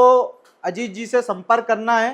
किसी प्रकार का कोई डाउट हो अजीत जी आपको क्लियर कर देंगे। लोन से संबंधित जो भी फाइल्स रहती हैं वो अजीत जी को आपको आगे फॉरवर्ड करनी है, और आगे उसका लोन करवाना और सारी चीज़ें वो अजीत जी ही देखेंगे। अजीत जी के पास सारे बैंक की सुविधा उपलब्ध है। तो अजीत जी आप जो श्याम सर ने बताया, मैंने बताया, उनसे जो भी पॉइंट छूटे हों मुख्य जिन पे समस्या आती है वो आप ब्रीफ कर दो। श्याम सर और प्रतीक सर ने काफ़ी अच्छा मतलब ब्रीफ किया है, सारी चीज़ें बताई हैं फाइनेंस के बारे में और पूरी प्रक्रिया को बहुत बढ़िया समझाया। इसमें 1-2 जगह कुछ पॉइंट रह गए हैं जो मेरे दिमाग में हैं, तो मैं चाह रहा हूँ आपको बताना कि जब बैंक द्वारा लोन सैंक्शन हो जाता है तो बैंक को एक मतलब दिक्कत ये आती है कि प्लॉट को आइडेंटिफाई कैसे किया जाए। मतलब वहाँ मौके पे भूखंड क्रमांक मिसिंग होता है, चूंकि अंडर कंस्ट्रक्शन कॉलोनियाँ हैं, तो डिमार्केशन का जो कार्य है ये ड्राफ्ट कॉपी जब एडमिन द्वारा हमें प्राप्त हो जाती है तो उस ड्राफ्ट कॉपी के बेस पर टेक्निकल टीम को एक ईमेल किया जाता है कि संबंधित प्लॉट पर इंजीनियर को भूखंड का सत्यापन करना है। तो डिमार्केशन का जो कार्य है, प्रतीक जी, डिमार्केशन मतलब आपके ग्राहक के प्लॉट पे पोल लगेंगे 4, उसके आसपास जितना बड़ा प्लॉट है, और वहाँ पे चूने से मार्किंग की जाएगी, बीच में प्लॉट नंबर लिखा जाएगा ताकि बैंक साइड पे जाए तो उसको समझ आ जाए कि इस ग्राहक का ये प्लॉट है। वो होता है डिमार्केशन, और वो डिमार्केशन को कंप्लीट करके देना एसोसिएट की रिस्पॉन्सिबिलिटी होती है। जैसे ही सारे बिल्डर पेपर बैंक में जमा हो जाएंगे, वैसे ही बैंक की डिमांड आती है कि हमें इस प्लॉट का डिमार्केशन करके देवें, उसके बाद ही वो चेक फिक्सिंग की प्रक्रिया के लिए जाता है। तो डिमार्केशन एक हमें करवाना है, ये चीज़ का हमें ध्यान रखना है। उसके लिए आप अपने सीनियर से सहायता ले सकते हैं। डिमार्केशन के लिए मैं आपको सबसे बढ़िया और सरल उसका मतलब रास्ता बता देता हूँ। सबसे बढ़िया है, जैसे ही लोन सैंक्शन हो जाता है, कस्टमर को सूचना चली जाती है, मैसेज चले जाता है, कॉल चले जाता है, हम उसे बता देते हैं कि आपका लोन सैंक्शन हो गया है। सैंक्शन लोन होने के बाद तुरंत एडमिन डिपार्टमेंट में आपको संपर्क करना है, ड्राफ्ट कॉपी लेनी है, बिल्डर एनओसी लेना है। ये सारे डॉक्यूमेंट बैंक में सिग्नेचर होकर के जमा हो जाते हैं बिल्डर एवं ग्राहक के। डिमार्केशन जब प्लॉट पर हो जाता है ना, तो उसका एक फोटो आप हमें शेयर कर दें या प्रतीक जी को कर दें, ताकि हम बैंक में सूचना दे दें कि प्लॉट नंबर 33 पर डिमार्केशन कार्य हो चुका है। रजिस्ट्री जमा हो जाने के बाद में अपने यहाँ से जो अधिकृत रजिस्ट्री को जमा करने का कार्य करते हैं मिस्टर भीम सिंह ठाकुर जी, तो जब वो बैंक या ब्रांच वहाँ पहुँचते हैं तो कस्टमर द्वारा एक ईमेल किया जाता है कि हमने मिस्टर भीम सिंह ठाकुर जी को अधिकृत किया है, चूँकि हम पूना में हैं, दिल्ली में हैं, बेंगलोर में हैं, और ब्रांच आकर के हम ओरिजिनल रजिस्ट्री जमा करने में असमर्थ हैं। तो हमने इस कार्य के लिए बिल्डर द्वारा अधिकृत व्यक्ति मिस्टर भीम सिंह ठाकुर को अधिकृत कर दिया है। हमने अपनी ऑफिशियल ईमेल आईडी से संबंधित बैंक में ईमेल के माध्यम से सूचना दे दी है कि हमारी ओरिजिनल रजिस्ट्री जमा कर ओरिजिनल बिल्डर एवं हमारे स्वयं के चेक मिस्टर भीम सिंह ठाकुर जी प्राप्त करेंगे, और इस कार्य को करने में मुझे किसी भी प्रकार की कोई भी आपत्ति नहीं है। ये मेल जैसे ही बैंक को मिल जाता है या बैंक में जो भी रजिस्ट्री रिलीज कर रहा है अधिकारी, तो वो आसानी से ओरिजिनल चेक भीम सिंह ठाकुर जी को दे देते हैं। तो कभी कभी क्या होता है, मेल नहीं जाने की वजह से भी 3-3, 4-4 दिन, 5-5 दिन बैंक द्वारा चेक नहीं मिल पाता है। तो ये भी एक अपने को ध्यान देना है कि समय पे। अब हमारी जो एडमिनिस्ट्रेशन की टीम है उनको इंट्रोड्यूस करवाऊंगा मैं आप सभी से। सभी एडमिन टीम आ जाएं। अभिजीत जी जो हैं वो मुख्यतः रवि सर की टीम के जो ऑपरेशंस होते हैं उनको हैंडल करते हैं, और नरीमन सिटी जो हमारा प्रोजेक्ट है उसको जो सुपरविज़न करते हैं वो अभिजीत जी करते हैं। तो रवि सर की टीम के जितने एसोसिएट्स हैं वो सारे एडमिनिस्ट्रेशन वर्क के लिए अभिजीत जी से संपर्क कर सकते हैं, और नरीमन सिटी से संबंधित जो भी काम हो उसके लिए अभिजीत जी को आप संपर्क कर सकते हैं। मनीष सोनी जी जो हैं आसान भाषा में कुबेर जी हैं हमारी कंपनी के। केस जो भी है कंपनी का आपको मनीष जी के पास जमा करवाना है। आपने जो भी कैश कंपनी में जमा करवाया है उसकी एक रसीद आपके पास होनी चाहिए, उस पर मनीष जी के हस्ताक्षर होने चाहिए, तभी वो सिद्ध होगा कि आपने कंपनी में कैश जमा कराया आपने या ग्राहक ने। आपको जो भी पेमेंट लेना है मनीष जी से, तो उसका वाउचर आप पहले से ही अपने मतलब अप्रूवल जो होता है तो अपने सीनियर से साइन करवा के मनीष जी को दे दें, ताकि मनीष जी को ये चीज़ ना करनी पड़े कि आपके सीनियर से पहले डिस्कस करना पड़े, उसमें आपका भी टाइम किल होता है उनका भी। तो आपको कुछ पेमेंट लेना है तो उसका अप्रूवल आप पहले से करवा के वाउचर आपके सीनियर से साइन करवा लें, तो उस पर फिर आपकी साइन होकर आपको पेमेंट रिलीज हो जाएगा। और जो भी आप पेमेंट जमा कर रहे हैं वो जमा पेमेंट पे मनीष जी के साइन होना आवश्यक है। पेमेंट रिलीज वो तभी करेंगे जब आपके वाइस प्रेसिडेंट के आपके साइन होना चाहिए आपके वाउचर के ऊपर। आपको सपोज 10,000 रुपये चाहिए तो 10,000 रुपये का एक वाउचर आप मनीष जी से बनवा लो, वो 10,000 रुपये का वाउचर काट के आपको दे देंगे। उस 10,000 रुपये के वाउचर पे आपके वाइस प्रेसिडेंट सिग्नेचर कर देंगे और आप लाके मनीष जी को दे दोगे, तब मनीष जी आपको 10,000 रुपये रिलीज कर देंगे। तो ये प्रैक्टिस सभी लिए कर लें कि अब से जो भी पेमेंट चाहिए उसका वाउचर मनीष जी से बनवाओ आप, मनीष जी आपको वाउचर फाड़ के देंगे, उस पर वाइस प्रेसिडेंट के आप साइन करवा लो, फिर आपको पेमेंट रिलीज हो जाए। आंशी श्रीवास्तव मैडम हैं जो कि हमारे कंपनी में ऑपरेशन मैनेजर हैं। तो मैडम जो है मुख्य आपका पूरा डाटा का जो मैनेजमेंट है CRM के ऊपर मैडम करते हैं। तो आपकी बुकिंग के अंदर जो भी कंडीशंस रहती हैं डिस्काउंट की, पेमेंट की, वो सारी कंडीशन आपको मैडम को ब्रीफ करनी है। हिसाब से संबंधित कोई क्वेश्चन हो या पेमेंट से संबंधित कि किसका कितना जमा है वो आप मैडम से पूछ सकते हैं, और CRM के कोई भी डाउट हो तो वो आप मैडम से समझ सकते हैं। श्रद्धा मैडम जो हैं कंपनी में एज अ HR काम को देखेंगे तो अब जो भी रिक्रूटमेंट होंगे, तो जो आपको मैंने ज्वाइनिंग की प्रक्रिया बताई थी कि बुकिंग फॉर्म और उनके आईडी कार्ड्स, तो इन सारे प्रोसीजर के लिए आप मैडम से कोऑर्डिनेट कर सकते हैं और ज्वाइनिंग को लेके कोई डाउट हो तो आप मैडम से पूछ सकते हैं। तो मैडम सेल्स कोऑर्डिनेटर भी हैं, तो अपने सोशल मीडिया की जो लीड्स जनरेट सर के तरफ से होती है तो उसका डिस्ट्रीब्यूशन भी मैडम करेंगे। तो उसके लिए उसके रिगार्डिंग भी कोई क्वेश्चन हो तो आप मैडम से कर सकते हैं। ज्ञानेन जी जो हैं, इनका नया रिक्रूटमेंट हुआ है कंपनी के अंदर। ज्ञानेन जी का जो रोल रहेगा वो ये रहेगा कि जो अभी अपन ने जितनी बात पे चर्चा करी है, जितनी गाइडलाइंस पे, जो समय सीमा पे, तो ज्ञानेन जी इसी चीज़ को वॉच करने वाले हैं कि वो काम तय समय सीमा पे हो रहा है या नहीं। तो एडमिन के तरफ से भी ज्ञानेन जी का आपको कॉल जाएगा, या एडमिन से संबंधित भी कोई अगर आपको समस्या हो, वैसे तो आपको क्राइटेरिया सभी का अभी बता दिया गया है कि किसका कौन सा काम है, उसके अलावा भी कोई अलग से कोई आपको संबंधित कोई बात या प्रश्न हो जो मुझसे काम करवाना है या डिपार्टमेंट से काम करवाना है, तो वो चीज़ें आप ज्ञानेन जी को बता सकते हैं। और ज्ञानेन जी आपकी इन चीज़ों का फॉलोअप करेंगे कि 7 दिन के अंदर डाउन पेमेंट आया है या नहीं, या लोन की प्रक्रिया बराबर समय से हुई है या नहीं। तो उन चीज़ों के लिए आप ज्ञानेन जी को सहयोग कर रहे हैं, या आपकी कोई भी बात हो जो संबंधित डिपार्टमेंट से नहीं हो या ऐसा ऑपरेशन हो, तो आप ज्ञानेन जी को बता सकते हैं, तो वो आगे फॉरवर्ड कर देंगे। अभी आपने शुभम जी से मिले होंगे, आयुष आ जाओ आप। जो शुभम जी हमारा डॉक्यूमेंटेशन का काम देख रहे थे, तो अभी शुभम जी की एब्सेंस में जो डॉक्यूमेंटेशन का काम है वो आयुष देखेंगे।